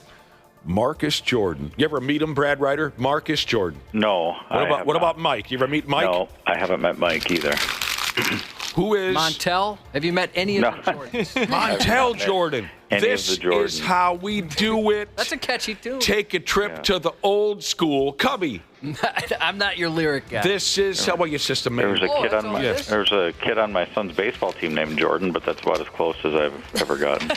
Oh, we used to have a porn star named Jordan Max. All right.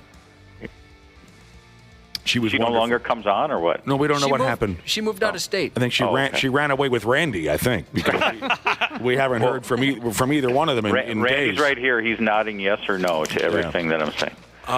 Boy, did I ever tell you the story about when I went to a Timberwolves game, and it might have been because of the tight friendship I have with Brad Ryder. Brad, were you working there when they were pumping in all the 90s rap acts and 90s hip-hop sure. acts Yeah. as halftime shows? Yep. So I saw Vanilla Ice, I saw Don't Tell Me, and now that Randy's here, I trust that no one will tell me. Biz Marquee. Okay, so I saw Vanilla Ice, I saw Biz Marquee, I saw Tone Loc. These characters all played halftime shows. Was Tone Loc good? No. Oh, really? I thought he'd be good. No, he could barely catch his breath. Oh, okay. He appeared to be ill because he brought some friend with him out onto the court, and he's trying to rap about the Wild thing and whatnot and the funky cold Medina. Yeah, catchy. And he didn't have the wind for it anymore. So this friend of his had a mic too, and the friend would fill in when Tone would run out of wind. Oh, that's nice. It was hilarious. So. But one night, the halftime show was Montel Jordan, and of course he's going to come out and do his hit single, "This Is How We Buy Damn Do It." That was your era, wasn't it, Brad? Oh yeah. Yep. You probably talked to all these big time hip hop artists. Yeah, I met a few of them backstage. Yeah. I got my buddies Doug and Vinny with me that evening, and the lights go down, and And I was still trying to figure out, well, who exactly is Montel Jordan? I hadn't put two and two together. And then they start the song, This Is How We Do It, and I'm just sitting completely still. Not that it's a bad song, but I didn't feel the need to get, emotionally involved in the performance of This Is How. I looked to my right, Doug and Vinny, both of them are dancing their asses off, and they knew every single word to that song. They embarrassed the hell out of me. They knew every single word to This Is How We Do It. Did I ever tell you my ludicrous story? Talk to me. No, I want to hear it, though. I love him. Okay. I spent about a half an hour, just myself with Ludacris, just the two of us, about 20 years ago. I'll shorten the story. That's when I was working for the Twins. I struck up a friendship with Craig Kilborn. You know who Craig is? Yeah, of course. Sure. So he had hosted the Late Late Show at the time on CBS, and we kept sending him bobbleheads and stuff like that, and he would put them on his desk. And so we had this, kind of long-distance friendship thing going. And then one winter, me and some buddies went out to Vegas, and I sent him a note, and I said, I just had this idea. I said, hey, we're going to be in Vegas. If we want to take a day and drive to L.A. and watch the show, could you hook us up? Uh-huh. And not only did he hook us up, but he said, yeah, you and your buddies can sit in the green room. He goes, that'd be great. So we sat in the green room of the show, and that's back when Ludacris was just breaking in. I mean, when he was just kind of getting big. And he was the musical act. So he ended up hanging in the green room with us for about 20 minutes to a half an hour and just chatting. That's an awesome story. Friendly guy? Yeah, he was. I mean, I don't know if he's changed over the last 20 years, but... Sweet. My wife would leave me in a heartbeat for Ludacris, or anybody else for that matter, but especially him. She went to the show. She wears a Luda hoodie. She absolutely loves Ludacris. A Luda hoodie? Yeah. I didn't know he was that popular. Didn't he have a hit single about taking a pee or something? No. That doesn't sound familiar. That might be R. Kelly. I often wonder when I see him now if he's the same type of guy. You know what I mean? Because that was right when he was just kind of breaking in and getting big, and he was really cool. But I wonder if he's still the same way. I thought he had a song about taking a leak. That's a cool story, Brad Ryder. Maybe one day you and Ludacris will cross paths. That'd be great. I wonder if he still thinks about you. Bring him out to the farm, sure. Yeah. Marcus Jordan is how we started this conversation. The son of Michael got arrested for a DWI. That's the audio we played here to start our conversation. Marcus Jordan hung his car up on the railroad tracks, something one of my best pals did about 25 years ago. The difference being that Marcus Jordan was driving a Maserati or something, and my pal was driving his mother's station wagon. So this is all on video. Which is up on 93x.com. Which is up on 93. It is. Jordan, how do you say his first name? Marcus Jordan. At first, he sped away from an attempted traffic stop. Next thing you know, the cops find his sad ass, along with a foxy lady in the passenger seat, I might add. He had turned down the damn railroad tracks. I don't know if it was accidental or not, and he got the vehicle hung up on the tracks. That is riotously funny. It is pretty funny. I mean, he's driving a $300,000 Lamborghini, and he's totally messed that thing up. Jordan told the cops he needed help getting his car off the tracks after making a wrong turn. The cops noticed that he was slurring his speech. He had the bloodshot eyes and the whole works. And then, of course, he name-dropped his famous daddy. He said to the cop, bro. That's how he started. Bro. So many people start with, I'm Marcus Jordan, he said. I'm Michael Jordan's son. I'm not doing anything wrong, I mean, aside from the drunk driving. I'm just trying to get home and I made a wrong turn. Okay, he said. But they said, no, it's not okay. I understand. And I like that they did. Yes. I like that they said it's not okay. Yeah. I understand he got pretty smart-mouthed a few times. At one point, while they were searching his pockets, he asked them if they'd also like to check under his nuts. What a D-bag. Yes, he was wearing Air Jordans. And aside from the embarrassing Dewey, a white powdery substance was found in his pants, and they tested it, and it turned up positive for cocaine. That's not good. But I thought I'd heard stories in the past where he's a little iffy. Yeah, I mean, It seems like a lot of the celebrity kids can be, but I really hadn't heard too much about him. Do you think he hates Mike like the rest of us? I think so. Yeah. He probably does a little bit. Rickshaw Jesus said he met MJ a few times. He's a mega douche, he said. That doesn't surprise me. God, I can't stand the guy. You can see that maybe just by the way he carries himself. Oh, my God. It's been obvious from the word go. Hung the vehicle up on the stinking railroad tracks, just like my broski did on Super Bowl Sunday 25 years ago. The difference also, other than the vehicles they were driving, like I mentioned, my bro was driving his mom's station wagon. At no time during this arrest, Josh, the train never showed up? Nope. So that was the difference, another difference between Marcus Jordan's situation and my bro's situation. The train was a-coming. That's terrifying. And my pal just barely got the back bumper far enough off those tracks to where the train didn't send that vehicle to Monticello, for Christ's sake. Just barely got it off the tracks. And he got a D-dub, and the next morning he called me to get him out of jail, and the first words out of his mouth, "This is BS," is what he says. And I said, okay, you got to enlighten me now. You were drunk driving down the railroad tracks. How did you get screwed? I need to hear how you got screwed. How is this BS? Hilarious. Marcus Jordan, he did play big-time college basketball, did he not, at the University of Illinois? He did, yeah. Yeah. I knew I'd seen him, heard from him. I don't think he was anywhere near a star there. I think he was on the team. Yeah, I think he was came off the bench now and again. Wasn't he also dating Pippen's wife or something like that, too? I can't keep track. They're all I mean, it was either him or one of his other sons. I can't keep track of that, but there's something there. All right. That's a fun way to start this morning. Fun way to start.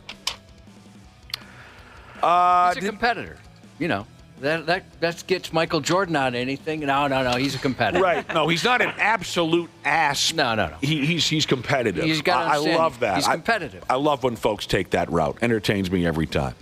Did anyone see this now? The general opinion is that Luka Doncic looked sad at his Lakers introductory press conference. Oh, no. I would say he did that. look a little sad. People say that Luka looked sad. He looked a little bummed out at his Lakers press conference. I would say he was just trying to take the high road with Denny.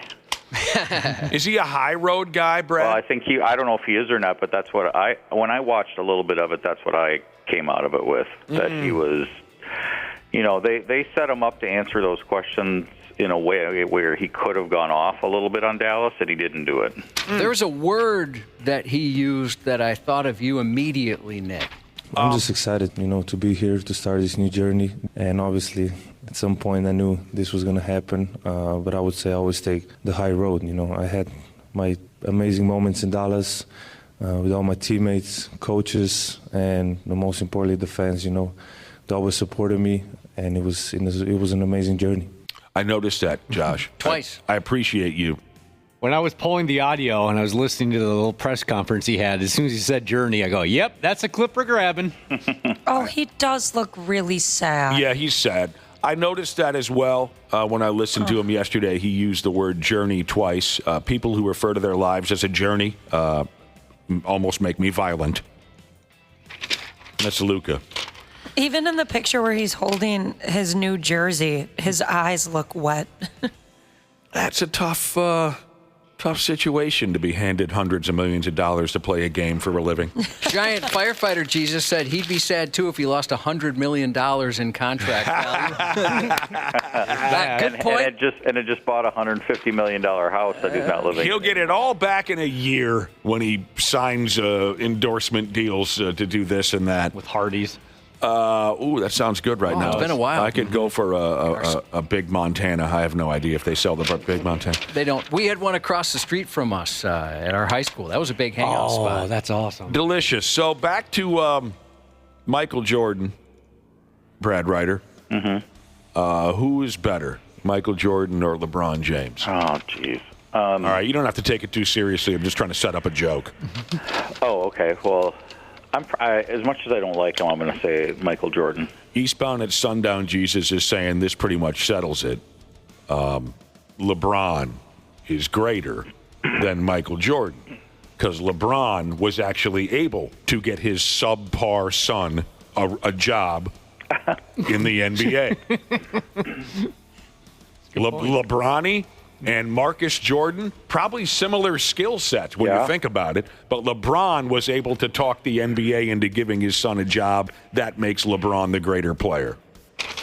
Did you see there's a lot of people posting, they're asking AI who's better to get the opinion of AI? Oh, no. And most of it's saying Jordan. I tried it. I don't have a subscription, but I tried it on a free one, and it just kind of went, well, it could be this, that, or that, and they broke down the strengths and weaknesses of both, and then to say make your own decision. Did you compare the sons on AI? Never even thought of that. Okay. Dude, you should punch that in.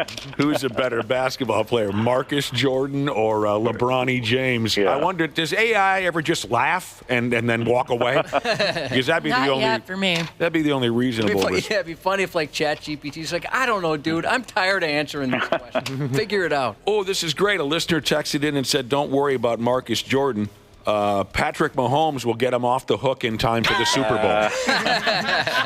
He'll still be, what's the word I'm looking for, Josh? In attendance at the Super Bowl, because Patrick Mahomes will get him off the hook. The Dallas Mavericks, they can't catch a break, you know. They tweeted out something or another yesterday celebrating their new acquisition, Anthony Davis. And Brad, you've been saying back and forth this week, you know, yeah, you lost your star player, your all-time great player, Luka Doncic, but Anthony Davis is pretty friggin' good. And these fans will forget all about Luka if they end up going to the NBA finals again. Right. So the Mavericks tweeted out something or another yesterday celebrating Anthony Davis. The tweet said, hey, Anthony Davis is a 9-time NBA All-Star. And then Davis actually commented and said, well, I'm a 10-time NBA All-Star, and then the Mavericks deleted the tweet. They can't get nothing right these days. Just slamming their D in the car door. I don't know why they didn't just come back and say, oh, hey, Anthony, sorry, yeah. Well, Yeah. They just ran away from the scene, and they deleted the tweet like a 7th grader. ChatGPT thinks that LeBron James' son is better. ChatGPT? Yep. So how did you ask it? You just asked who's better? Yeah, I said, who's better at basketball, Marcus Jordan or LeBron James' son? And they're like, yeah, Bronny James by far. And then they break it down. They say, Marcus was a decent shooter, but he lacked elite athleticism. I always said that about him. Never made it past college ball. Did they bring up the massive 3 points a game that Bronny averaged last year at USC? No, they did not. Please. Oh, okay. It's just so terrible. They did say that he has a higher basketball IQ. It's just so terrible. That's an annoying way to put it. The Timberwolves, basketball IQ, right? The Hey, you're not very good at the game, but you really know a lot about it. Right. It's like my buddy who's really good at Madden, never played a down of football in his life, but he knows all about football because of John Madden, the video game. The trade deadline is tomorrow afternoon in the National Basketball Association, right, Brad Ryder? Yeah, it seems like, from what I'm reading, every time I turn on the TV or look at Twitter or something, Phoenix is really trying hard to do something. Friggin' Phoenix. They're trying to get Jimmy, or they're trying to move Durant or something. Jimmy Durant, he's been dead for years. No, no, I know what you mean. Yeah. You know what? That settles it then. Phoenix, the Phoenix Suns, they're a bunch of tryhards, aren't they? Yeah. Bunch of tryhards. Didn't we learn that? Didn't we learn that a few months ago, Josh? That's an insult. You're a tryhard. Tryhard, yeah. Yeah. You don't want to be called that. So a day or two ago, we heard the Timberwolves might be interested in making a trade for De'Aaron Fox of the Sacramento Kings, and then, of course, he was traded to San Antonio. Now the latest is that the Wolves might be interested in making a trade for Lonzo Balls. Lonzo, the one who plays for the Chicago Bulls. Is that the good one? No. No. In my opinion, no. What's the one with Charlotte? LaMelo? LaMelo. LaMelo. LaMelo is... LaMelo's a decent player. Yeah, they're both goofy. You know, look where they came from. But LaMelo... Anyway, Lonzo's been hurt for 2 years, but now he's back with the Bulls. But the rumor is that, you know, he could help at the point guard position because Baby Dill is still a baby and Mike Conley's struggling a little bit. That's the latest rumor. Lonzo Ball coming over this way. At least we don't have to hear from their dad anymore. Oh, we would. If he was here, we totally would. You'd see him at every friggin' game, I imagine. We'd hear from him again. More. Well, I feel like a couple years ago that he was always in sports news. Oh, you're just causing a ruckus. Your feeling is correct, Wapple. He was everywhere on television. Yes, that went away, but I bet if a Balls brother played here in town, we would unfortunately become familiar with the old man all over again. Yeah. Obviously, I mean, that move really doesn't move the needle necessarily. And I think we talked about this the other day, that the Wolves really don't have anything to offer anybody. I mean, they really don't have any draft capital. They don't have anybody that they'd want to trade. Right. They don't have anybody sitting on the bench that could get minutes anywhere else. Well, of course, there's Julius Randle, and the name that keeps coming up is Jaden McDaniels, and no one wants to see trade him. Right, no one wants to see him go. The Bulls play here in town against the Timberwolves. If you're not going down to the game, you can watch it on your television set if you have the FanDuel channel. Wolves and Bulls play tonight, and again, the Julius Randle rumors keep going up and down. Who knows what will happen with that?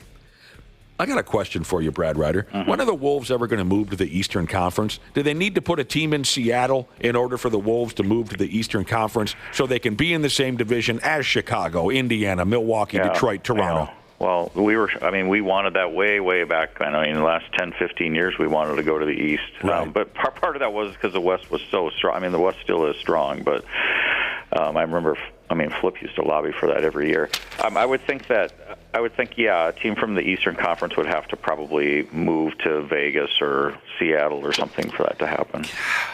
You're so tired of Oklahoma City, and then a 9:30 game against the Lakers. Golden Gopher Basketball Club got themselves a road win last night at Pennsylvania State. 69, Josh, for the Golden Gophers and 61 for the Nittany Lions. Darson Garcia messed around and got a double-double. Had a couple bench kids play well. Next up, a game at the Barn this weekend against the University of California at Los Angeles. I gave up on that game. I gave them a chance. I watched the first 8 minutes of the game. I don't know if anybody else did. Anybody else watch the first part of that? I watched the entire entire game. game. I gave up on it after the first 8 minutes. That was so bad. It was pretty bad. Obviously, they played better as the game went on, but I turned it off. I walked away from it. I couldn't watch it. I think they had 10 turnovers in the first 8 minutes and only scored 4 points. I'm like, I can't watch this. But apparently, they played a lot better as the game went on. Yeah, they did. At the beginning of the game, it looked as if the halftime score was going to be 9-6. Yeah. Both teams were just brutal. What are we talking here? Oh, a text from Catfishing Jesus, who's a big Timberwolves fan. He says, are you guys serious about the Wolves not having anyone to trade? Every loss, the social media experts say to trade the whole team. Brad Ryder, you never had a... this is a subject we might tackle again later today because we asked our listeners about it, and we got some pretty entertaining text messages. You never had a burn your belongings type of girlfriend, did you? Oh, no. No, nothing. I didn't have anybody that crazy. Yeah. We had a story in the where was it, Josh? News. In Josh's news report about some lady lit all of her boyfriend's. What she it was she set his clothing in the back of his car on fire, and he took the car out. Took the car out and all of his clothes. And we were asking our listeners, because I'm very interested in this type of thing. I've also been lucky. I've never had a burn your belongings type of a significant other. We asked folks to text in 651-989-9393 if you've ever had a burn your belongings type of a girlfriend or boyfriend, and tell us all about it. I wanted to ask you because you've been around. You're promiscuous. I've been around. Yeah. Oh, okay. You're no kid. You've seen some things. Oh, I I'm not saying you're a whore. Well, no, I was going to say. Brad thought I called him a whore. My wife's not listening. We've been married for 26 years. Brad Ryder gets around. Yeah, no. I mean, I've seen how. How about some friends of yours? How about some friends? I was going to say I've seen how some athletes treat people and date people. Yeah. Yeah, let's hear it. So you've known some athletes who had some crazy girlfriends, or the athletes were the burn the belongings people? No, there's one in particular. Well, remember he got. She pressed charges against him, and then they ended up getting dropped later. Remember Dante Cunningham? Sure. Yeah. Okay. I really liked him as a player. Okay, yeah. that was an example of that. Really? Sure. So yeah. he had some adventurous ladies in his life. Yeah, that one in particular. Yeah. Never been loved that much. Yes, you have. I'll burn your house to the ground. Well, and that's sweet. I'd burn your whole neighborhood to the ground. I'll tell you right now. If you read not that anybody's going to go do this, but if you read the accounts of what he was accused of, she made it all up. Oh, yeah? Yeah. See, people and don't that's why the charges got dropped eventually. Chicks are shady, Brad. Yeah. This is a stretch. They do stuff. Before you text, we're talking about people who have dealt with an ex or significant other who might be a little crazy. This is a little bit of a stretch. They say their ex tried to stab them. Okay, that's not that big a deal. A little bit of a stabby stab. I hope you ended that relationship. Yeah. Some people are into that kind of thing. Yeah, I hope that was the reason why. It didn't keep going for a couple of months. You do hear that sometimes. But, it was out of character. There was only one time. I dodged it. There was only one time I thought, oh, for sure I'm going to be stabbed. There was one time.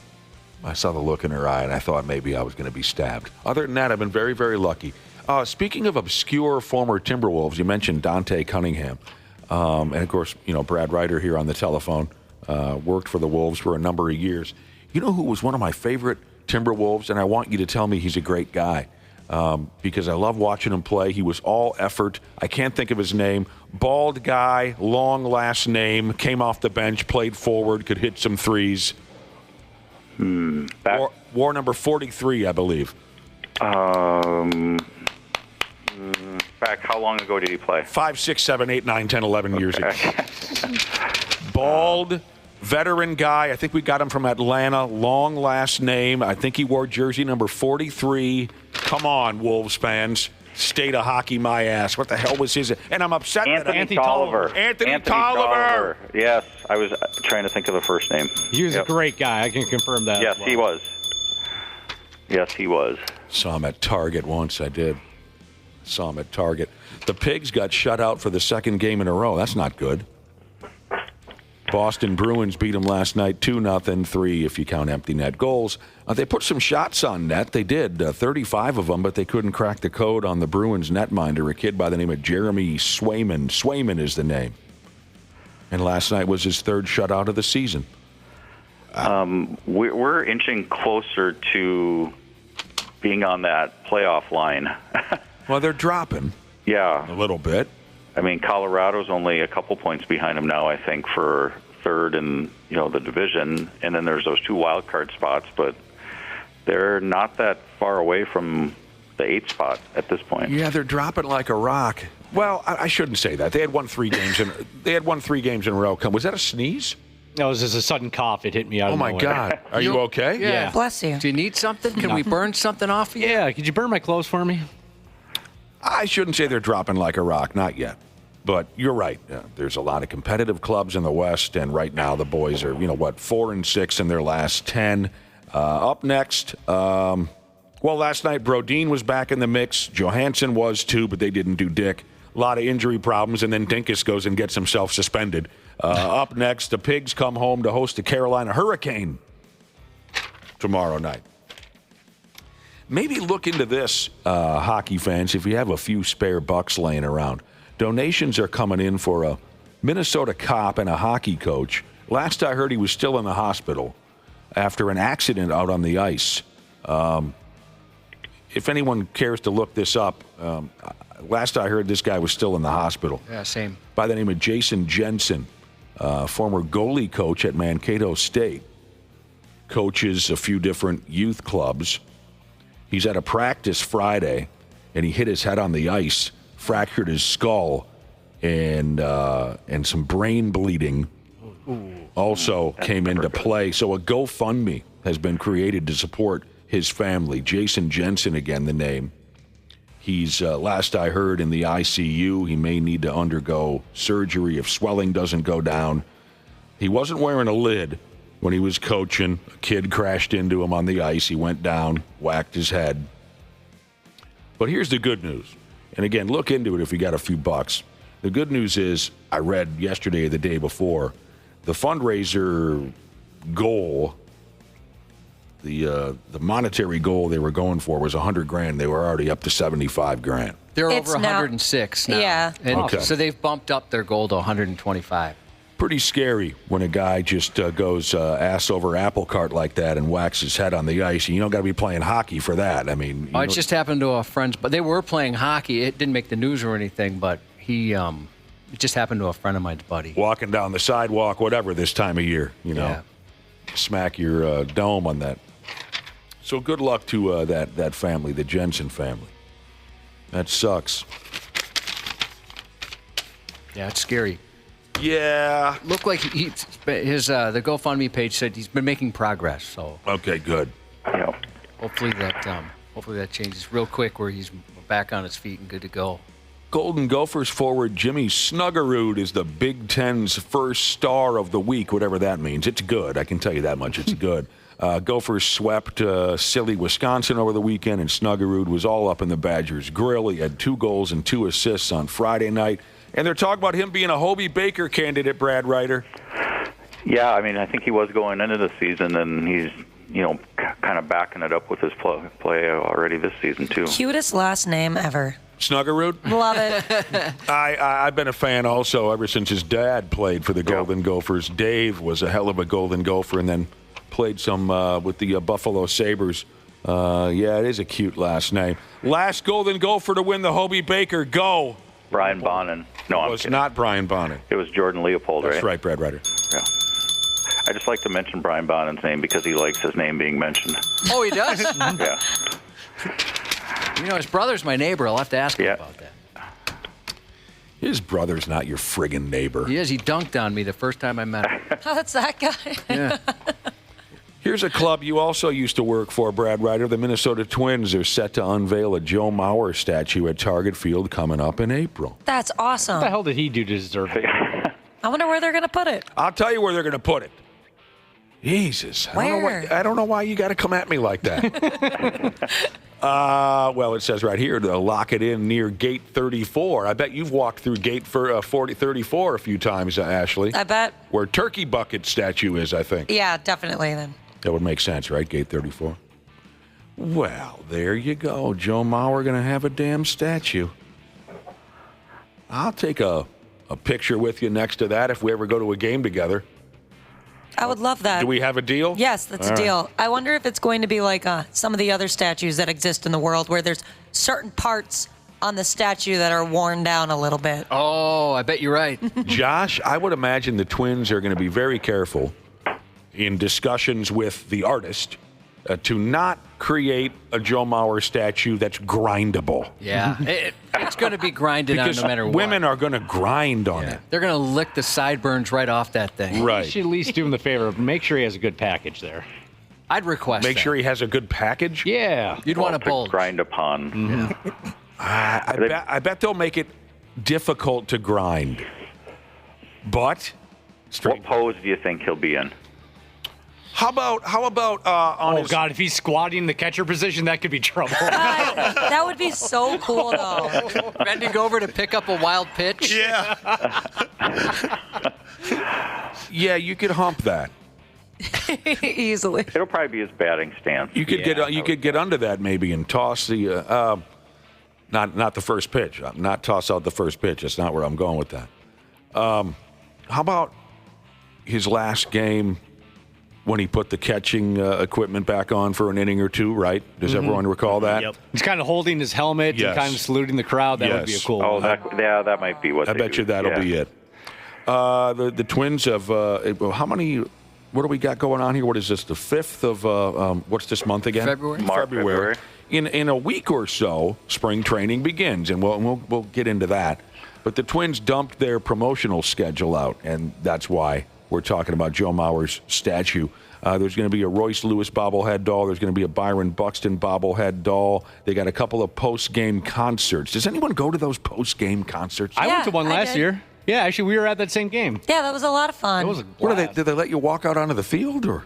Some people, if you buy like certain tickets, but it's pretty cool how they roll a stage out there. It's spiffy. I just can't imagine. Well, I guess they are Friday nights. I just can't imagine it being 10:30. You know, I sat through an entire baseball game and then, now I want to dance to some music. But I'm an old person now. You know what's cool, Nick? They What's that? serve booze longer. That was my favorite part. Yeah, I do remember that. Well, So they don't stop in the 7th inning then? Nope. They keep going? Oh, really? I would assume they would have stopped then and then picked it back up.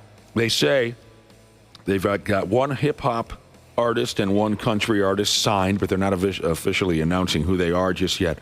As we mentioned a few days ago, Corey Koski's going into the Hall of Fame this year. There's going to be a Minecraft movie day. I don't know what that means.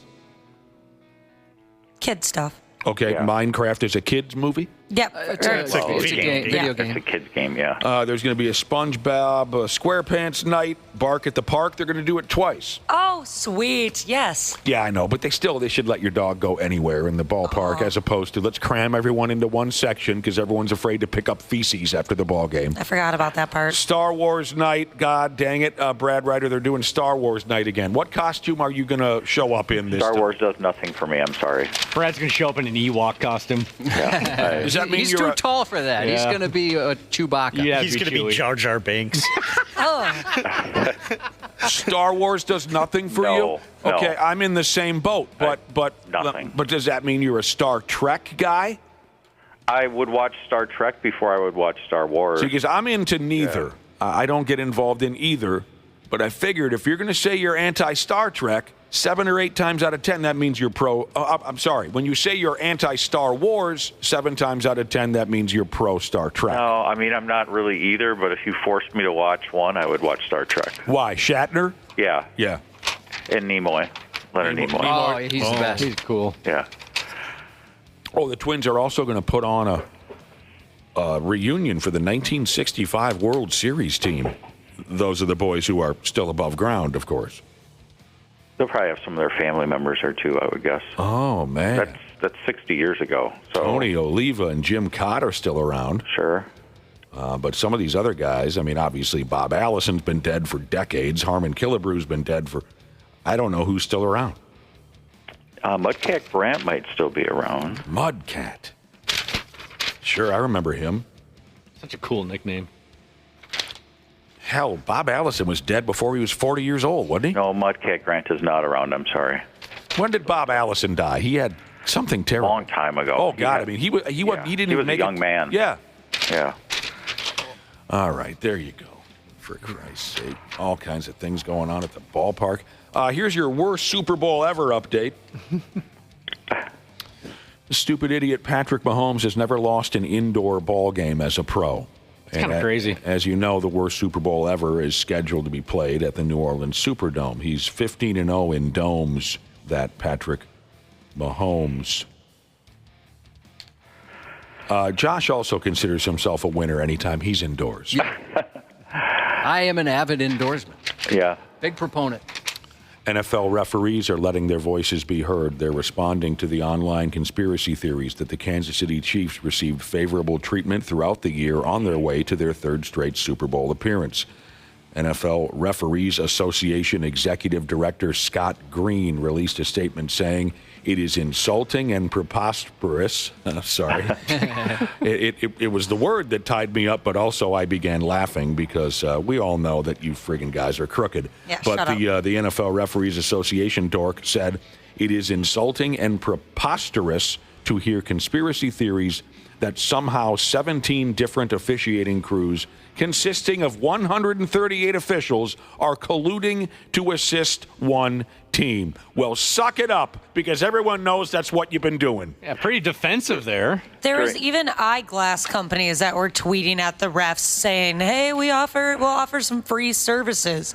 Everybody's seen it. During the Super Bowl press conference, too, I know I mentioned this yesterday with Hurts, but somebody asked Mahomes, I don't know if you saw this or not, somebody asked Patrick Mahomes Mahomes who his favorite NFL official was. They're trying to bait him. I did see that. And then the follow-up question, he answered the question. He didn't really answer with a name, but he said that, he kind of gave the standard, they're all good, they all do their job. And then the reporter followed up with, do you send any of them Christmas cards? Love that. That's hilarious. That's funny. Yeah. Don't ever try to tell me that there isn't preferential treatment when it comes to officials in our 4 major professional sports. Don't ever try to tell me that, because it would be a lie. We see it game in, game out. There is preferential treatment game in, game out. Don't lie to me. I just found the exact question that's even better than I thought. The reporter said, for your whole career, you've had so many great people help you win. So who's your favorite ref? Dude, that's Love that great. reporter. Oh, I'd buy that reporter a beer after that press conference. That's great. Yeah, we screwed up, according to a couple listeners, when we were talking about Mudcat. Grant! Pop, sick, poop, poop, pop, chicken, Grant! 3 days in a row. A victory by the Kansas City Chiefs in the worst Super Bowl ever would be beneficial to Basketball Hall of Famer Pat Riley's pocketbook. Pat Riley has had variations of the term three-peat trademarked for years. Now, I don't understand how that works, but it says here the NFL and Pat Riley's camp have an agreement already to where they'd have to buy that slogan away from Riley, or he would make a certain amount of money off of every T-shirt, hat, and double-ended dildo they sell that says Kansas City Chiefs three-peat worst Super Bowl ever. You see what I'm saying to you? Yep. Have I made any sense at all, Josh? Yeah. I'm trying to picture what that dildo would look like. Would it be more than double-ended? You'd want to have like 2 friends involved with you, I would think. A triple ender. Yeah. Do they I make just invented a new dildo. Yeah, they make triple enders. Do they really? Yeah. That's already a thing. Yeah. I really wanted you to get rich off triple-ended dildos, Josh. Me and 2 of my friends. Yay! Texters are blowing us up saying that reporter asked Kelsey a question Yes, that was he did. similar. Yep, Asking, who do you love more, Taylor Swift or Phantom roughing the passer calls in the Right. playoffs? Does he work for Stern or something? No, I think it's a Boston radio reporter that was just trying to be a smart aleck, I think is what I read. Taylor Swift, his choices of what he loves most, Travis Kelce. Taylor Swift or Phantom roughing the passer calls. No, Phantom 15-yard pass interference penalties. Oh, either one, it's funny. Yeah. That is funny. All right, before we go here, Brad Ryder, websites are trying to keep NFL fans engaged, knowing many of them have been tuning out because of the worst Super Bowl ever. So a website called Yardbarker went ahead and rated the Super Bowl angst of NFL fan bases, more or less saying which NFL fan base is the most stressed and wound up that their club can't win a damned Super Bowl. It says here every fan base wants to see their team win a Super Bowl, but some fan bases would merely be satisfied with a winning season. We're looking at you, New York Giants fans, they said. I wish I would have written that myself. That's brilliant. Oh, I thought you did. That was good. That was good quality. So Yardbarker rated the Super Bowl angst of each NFC fan base. I guess they're saving the AFC for us tomorrow, which we will likely skip. On a scale of 1, which means they're feeling pretty good, to 5, which is full-on angst. They are chomping at the bit. They're dying to see their club play in the Super Bowl. The NFC North, I'll just give you that rundown. Bears fans, they rated them at a 4 out of 5. They talk about how they haven't been to the Super Bowl since 2006. They last won it in 85, blah, blah. Detroit Lions, they rated Lions, the angst for Lions fans, at a 5, at the max. They've never been there. They've got this great club that is coming close, but wets the bed when it matters. Green Bay Packers, 2. Minnesota Vikings, a full-on 5. Oh, yeah. And here's how they further explain it. Minnesota's playoff history is one filled with heartbreak. Heartbreak? What heartbreak? The franchise has reached the postseason 32 times and the Super Bowl 4 times with no championships to show for it. Vikings fans are starving for a title, but the team has let them down time and time again. 32 times. That's just, I mean, 32 funny. times. I know. Like I said earlier this season, if it ever comes to an end, the Vikings finally reach a Super Bowl or win a Super Bowl, I just think something's going to be missing here in town, and it's going to be different, and I'm going to miss it. I love all the, oh, God, we suck, and we're cursed, and we'll never get there, and, oh, we blew it again. I love that. And to have it go away, I made the comparison to Chicago Cubs fans. They could just tap dance down the street every summer and say, we're victims, we're cursed, we suck, nobody loves us, no one will give us a break, we haven't played in the World Series since 1918. And then when they finally won it, they were no longer interesting anymore. Nobody cares about the Chicago Cubs anymore. It's just a different feel, like with the Lions. I mean, yeah, they haven't been to a Super Bowl or haven't won one either, but they've largely sucked until the last couple of years. You know what I mean? So to be there 32 times, I mean, that shows that you've had some really good teams, and it's just a different kind of heartbreak, I think. Heartbreak. Or whatever word you want to use. No, I like the word heartbreak whatever. because it makes me think of that 1988 New Edition record was called Heartbreak. You guys all remember that, right? Yeah. Totally, yeah. The expectations have always been high here, and they've just never lived up to them. I think that's another way to describe it. Because if it isn't love, why does it feel so bad? Why do I feel sad inside? Remember that one, Josh? That's a catchy tune as well. If it is, you're just going through a lot of catchy tunes today. Say what? You've mentioned a lot of catchy tunes. What today. else did I bring up? One. I forget now at this point. The Grant song? That was a good one. Yeah. I do like the Grant song. New Edition. I love them so very much. Brad remembers that record. Oh, yeah. Heartbreak, 1988. Yep. All right. Thanks again, dude. We're going to get the hell out of here, but we'll talk to you tomorrow morning, Brad Ryder. All right. Sounds good. The 93X Half-Assed Morning Show. They got their heads up their ass. On 93X.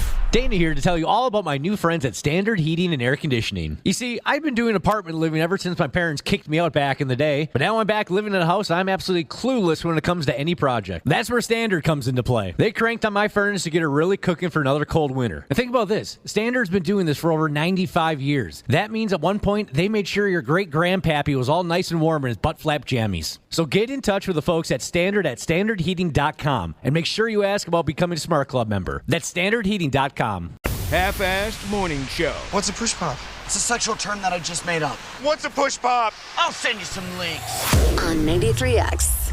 Oh, by damn. I'm getting there. I swear to God I am. Welcome back to the program. It's 8:30. By damn, we're right on time. Wednesday, on and on from there. Welcome back to the Half-Assed Morning Show. It's a morbid fascination, I know, but I can't help myself. I'm fascinated. Earlier, a news story got us wondering about our listeners' personal lives. Have any of you ever dated or maybe even married a burn your belongings type of a person? Very scary.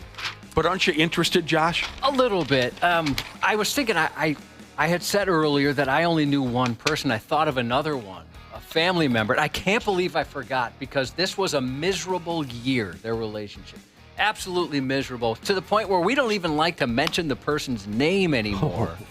It just drove all of us so crazy, and I have no idea how I forgot that. So I have two experiences. Okay. Tell us again about the first one. The first one was a former coworker of ours who had dated a volatile woman who, ironically enough, was someone who counseled others on how to behave. Okay, right. And she was a throw things, make false accusations, swear. I mean, it was kind of crazy, some of the stories he had about her. And you think, and I agree with you, it's safe to assume that had they stayed together, she might have evolved, if that's the proper word, into a burn your belongings type of I think so, yeah. Okay, the second one now, a family member. Yeah, I'm scared to say too much, but it was an unhealthy relationship, and it was nutty. Who was the crazy one? Your family member? Or No, they're significant. The family member is wonderful. Okay. It was the significant other. They were with someone for a long time?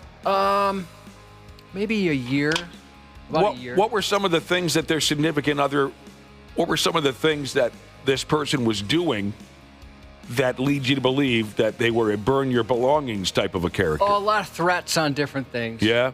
I'm scared to go into too many details. I'm telling you. Awesome. Dude, I'm scared of this person. I get it, Josh. My brothers, I mean, I have 5 of them, so clearly they've came across some little bit off women, I guess, and I'm afraid to talk about them as well.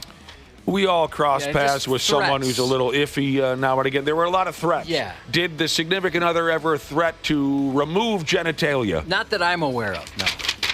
Exposed genitalia? Perhaps. Very scary, yet fascinating. And we encourage you, if you're just coming to, and you didn't know that we've been rapping about this on and off all day long, 651-989-9393. Simple.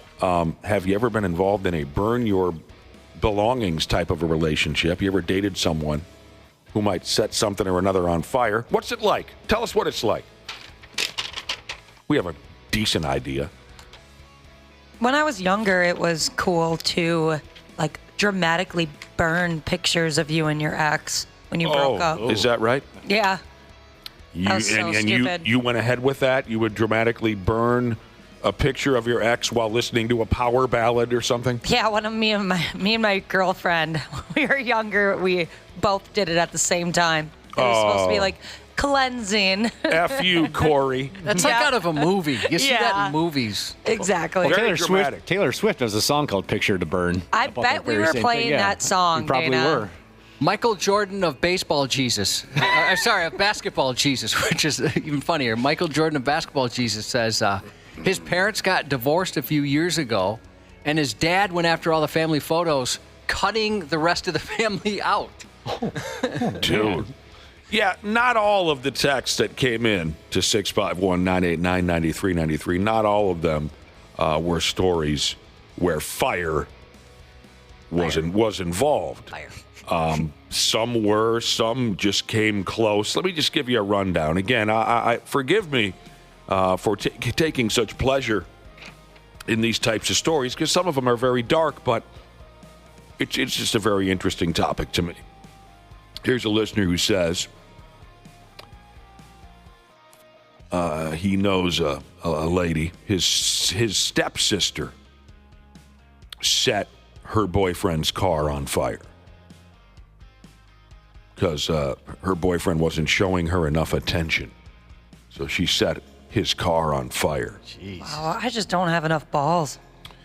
Never had anyone. You don't have any balls. You're a woman. I don't understand the comment. Another listener says, I never had anyone burn my property, but she did try to run me over while I was on my motorcycle.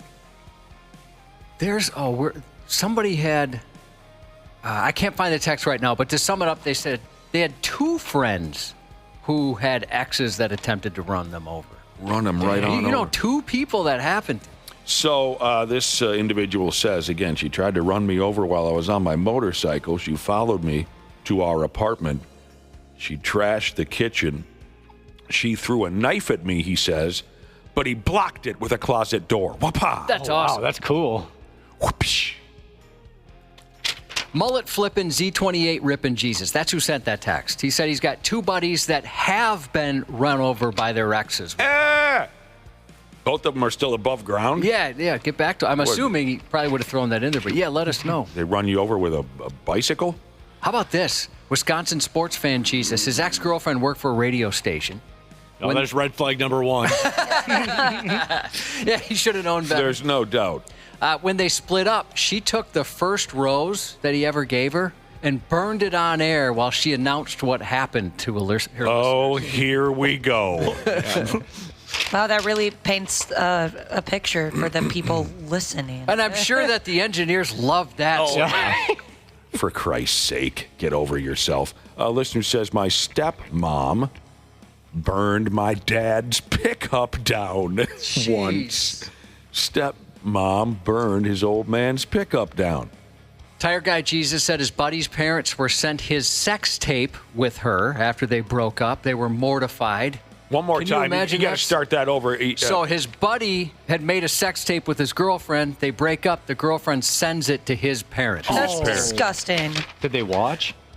Well, I'm sure they every minute. Probably, yeah, briefly, hopefully. Again, not everyone ended up with the full-on burn your property type of crazy significant other. But we have a lot of popped car tires, scratched motor vehicles. This individual says, I didn't have a burn your belongings type of an ex, but I did get hit with a baseball bat. I think Carrie Underwood is responsible for some of these. Why Carrie Underwood? Her song, Before He Cheats, they talk, it's about this, like she'd take a baseball bat to his Ford. My ex showed up at my door, a dude says, after I dumped her. And she tried to knee me in the nuts, but she missed because they tiny. Conveyor Slayer Jesus said his ex-wife once threw a gaming chair at his head. Oh, dang. I've never dated someone that fiery. High maintenance, certainly, but never anything like that. How about a listener whose crazy ex didn't try to burn his property, but tried to burn him? He says she took a small blowtorch to my elbow. A blowtorch. Oh, ow. You know, violence is never the answer, but I so bad want to know if it was deserved. Any of this was deserved. Like if somebody had it coming. Yeah. Okay. Like what'd you do to her to make her that level of crazy? Of course, there could possibly be a situation in here where payback was in order. Well, I hope it was something quite dramatic. Yeah, like they had sex with their mom or something. But a lot of them are saying things like, because I broke up with her, because I didn't pay enough attention to him, But yeah, if you're going to be coming at somebody with fire or with a motor vehicle or with all of it is wrong. But I would hope that it was something really dramatic that got you there. Some of the stuff is just straight up funny. Cut all my shoelaces, cut my ties, ripped off all the top buttons on my dress shirts. That is kind of funny and weird. I like the stories I've heard where the person that's been broken up with, they'll go around and like take all the light bulbs or take the warming plate out of the microwave, take the racks out of the oven. The annoying things? Yeah, that's good. Batteries out of the remote. A buddy of mine lived with he had a kind of a goofy roommate. And when he just finally told the roommate, you got to go, the roommate took all the light switches. Oh, that would be so inconvenient. So he came home and, well, I guess it's going to be dark for a while. Better get some candles. How about this one? This probably handsome individual said an old coworker got fired when he went home, so he burned all of his uniforms to rebel. And then his last check was withheld to cover the cost of the uniform. Oh, yeah, some places do that. Oh, that sucks. Friggin' idiot, man. So many of these are texting in right now on your volatile, possibly even burn your belongings type of a ex-significant other. I wish I could say that I could keep up with them, but I cannot. So I told a story about the ex who shredded a bunch of jerseys of mine. Yes, you did. And there were lots of signs that I should have seen that something like this would happen. But one of them involved burning. She was one of those Packer fans, Nick, that when Brett Favre came here, she wanted me to help her burn her Brett Favre jersey in an alley.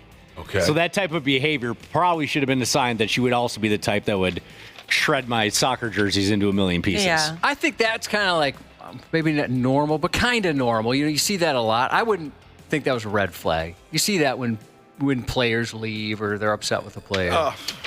There's just so much unnecessary violence going around from one end of town to the other. If you're going to take revenge on an ex or teach them a lesson maybe, keep it fun. It brings me back to, not that this was necessarily fun for one side of the relationship, but it brings me back to one of my favorite effing stories.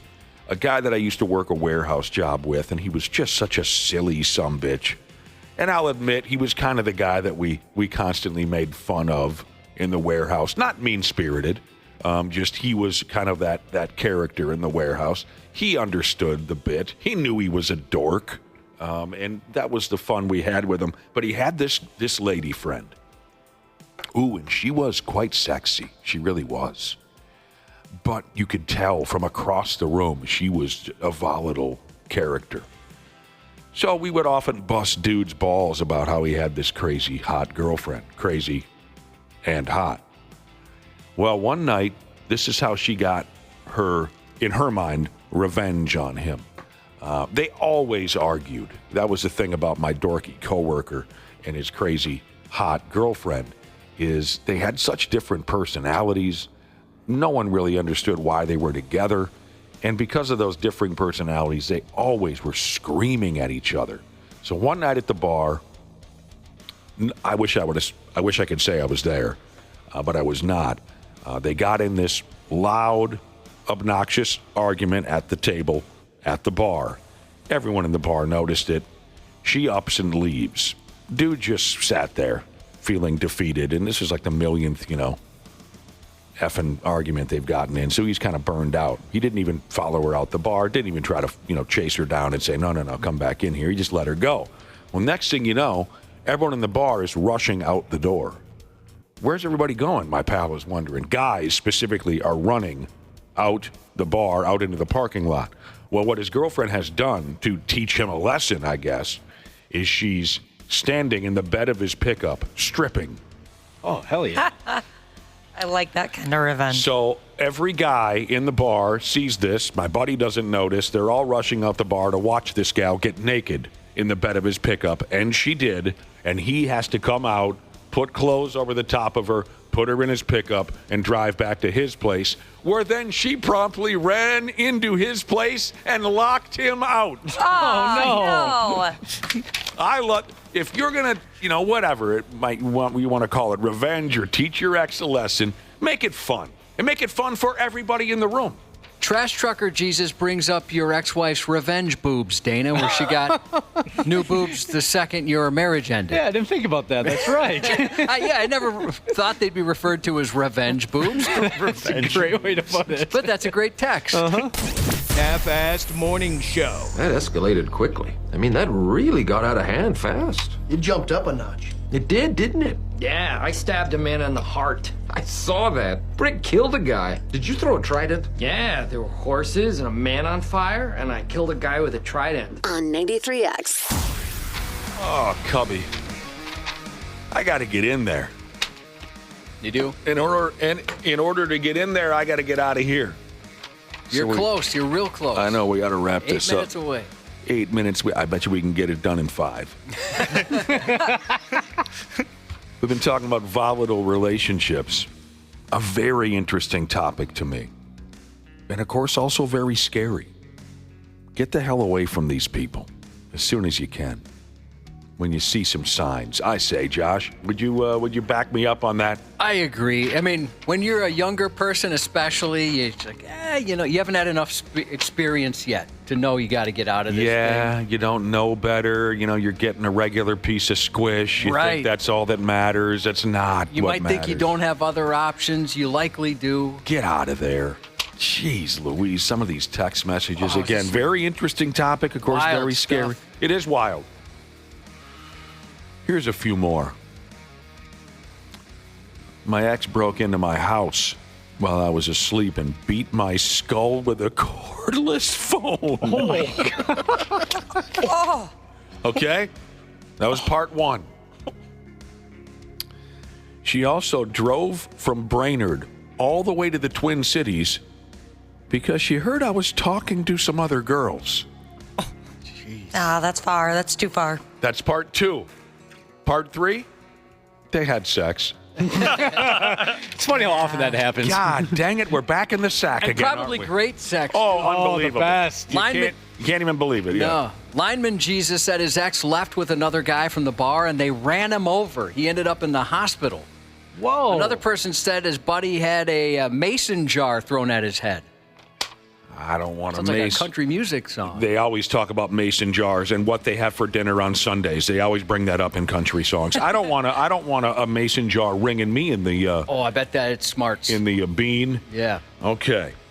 Here's a listener who went fishing all day, came home, and the entire house was cleaned out by his significant other.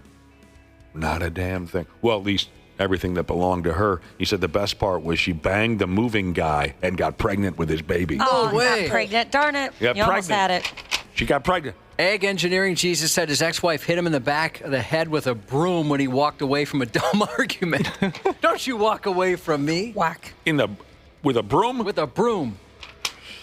Now, not all of these volatile relationships are with a significant other. Some of it can be blood. Family is what I mean by that. This individual says, my dad caught me listening to NWA and 2 Live Crew when I was a kid. NWA and 2 Live Crew. He took those cassette tapes and he burned everything. So I had to grow up without a proper sex education. I feel lucky that they taught me all about it. 2 Live Crew, they could teach you some things. Yeah. Speaking of blood being dangerous, didn't your twin brother have a twin brother that once threw like a hatchet at him or something like that? That doesn't sound like a true story. Oh, you don't remember that one? Oh, the twin brother who threw an axe at his twin brother. Yeah, like I thought your twin brother had a twin brother that happened. It's a true story. Had I released the pickaxe, specifically, Josh, it was a pickaxe. We were probably 12, and I was really angry at my brother. And he went into the garage, and I decided when he comes around the corner, I'm gonna throw a pickaxe, and the pickaxe is gonna pierce his aorta, and he's gonna bleed out, and he's gonna die, and I'm going to be a happy kid. I'm gonna live a happy life. You're the favorite son. Yes. I'll no longer have to deal with this prick.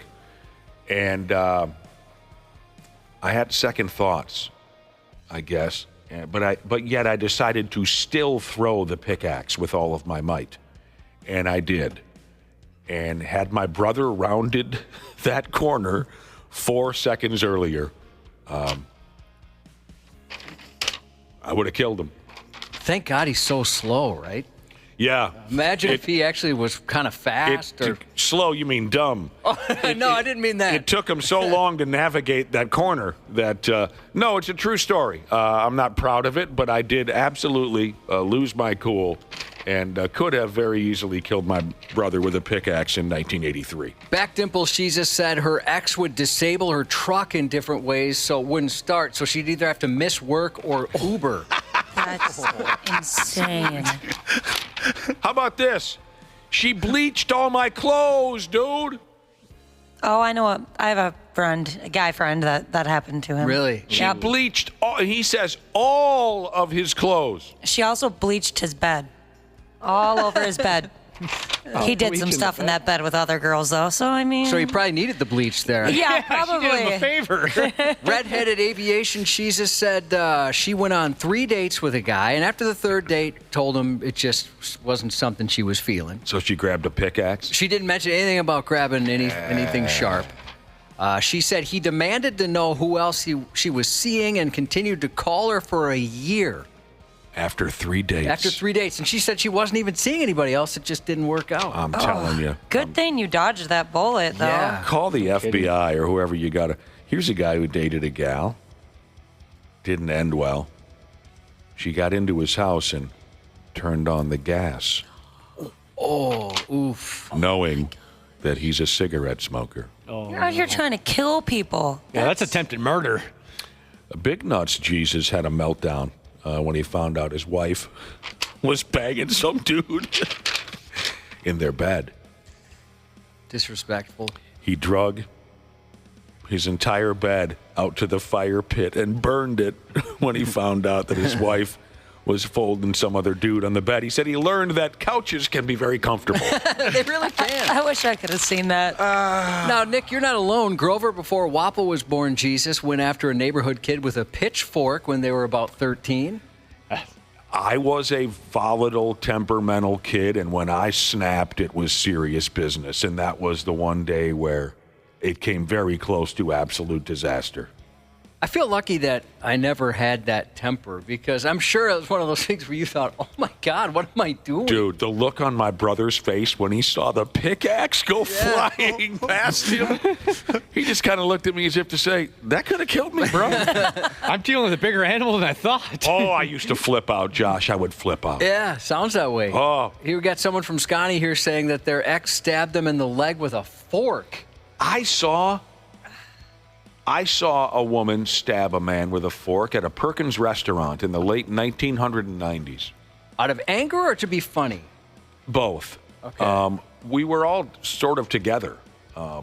We were bar friends, you know what I mean? We had left the bar at 2 o'clock in the morning, and then, of course, let's go gorge ourselves on a delicious Perkins breakfast item and then, decide who's driving after that. We also made a stop that evening at a sex toy shop. And so this couple, guy-girl couple, the dude bought a 17-foot-long, 8-inch thick dildo for his girlfriend as a joke. Yeah, that's fun. Right. He brings it into Perkins, and he keeps teasing her with this 17-foot-long dildo. He's tapping it on her forehead. He's poking her in the side with it. And, that's disgusting. I can't believe you bought me a 17-foot-long dildo. And he keeps teasing her with it. And again, we're all very intoxicated. It's 3 o'clock in the morning. And finally, she grabbed a fork and stabbed him in the friggin' arm. And it's standing straight up in his arm. Oh, man. Oh, I bet she felt instant regret, or no? Not really. Not really. He take it. Was he furious? Oh, he didn't show that it hurt. You know how we dudes are. Oh, yeah. It probably hurt like hell, but he didn't want to show it. He just pulled it out of his arm, and we're all just laughing and, hysterical over this. It goes to show you, if you buy a 17-foot-long, 32-inch wide dildo, don't be teasing folks at Perkins with it. I gotta 32 say, inches wide. I gotta say, boy. the fact that it was sticking straight up and down was pretty darn funny. I'm telling you what, these were despite that moment of pure violence, these were some fun people. We had some laughs back in those days. If that ever happens to me, God forbid, I really hope for comedic purposes it's standing straight up and down, because if it just kind of slides out, right. That's not as funny. Right. That's not as fun. Me and 3 other guys grabbed that dildo, and it took 3 of us to carry it. And Sounds big. We got the hell out of there. Yeah. Well, by the way, we were talking about triple ender dildos, which I didn't know until this morning existed. Somebody sent a photo and one word: gross. A triple-ended dildo you find to be... At least that particular one, gross. Gross. Yeah, that's not right. All Or right. grow-ass, depending. I think that's kind of an Ashley way to say it. Yeah, it's very gross. I thought this would be a fun one to end on from retired liquor store Jesus. Sometimes it can benefit other people if you have a volatile relationship. For example, he bought a car at an auction owned by someone who had a crazy ex. Broken side windows, cut leather seats, stabbed dashboard, keyed all over, 2 broken off side mirrors, and it was a hell of a deal. Yeah, I never thought of the benefits. Yeah, so there are some benefits to this kind of thing. That's great. Sharp as a bowling ball, Jesus welcomed his first grandchild, Lydia, to the sisterhood, born at 5:10 a.m. this morning. Baby and mom are doing great, but said Dad looks a little nervous. He's honest. Dad is looking nervous. Late happy birthday shout out to bigger Blink fan than Dana Jesus from almost Mrs. Bigger Blink fan than Dana Jesus. Jesus. Have a great Wednesday. 93X. Hey, podcast listeners. Dana here. Can I let you guys in on a little secret? Just between us. We like all of you much, much more than the folks that listen live. But no matter how, when, or where you check out the Hams podcast, we got to give thanks to our friends at Standard Heating for making it all possible. It's been a pretty tame winter so far, but we know well enough that we're not out of the woods yet. So hit up standardheating.com to get them out to your house to make sure your furnace is tuned up to do all of the furnace-y types of things it's supposed to do. I'm still learning the lingo. Make that appointment today. Become a Smart Club member like me. That's standardheating.com.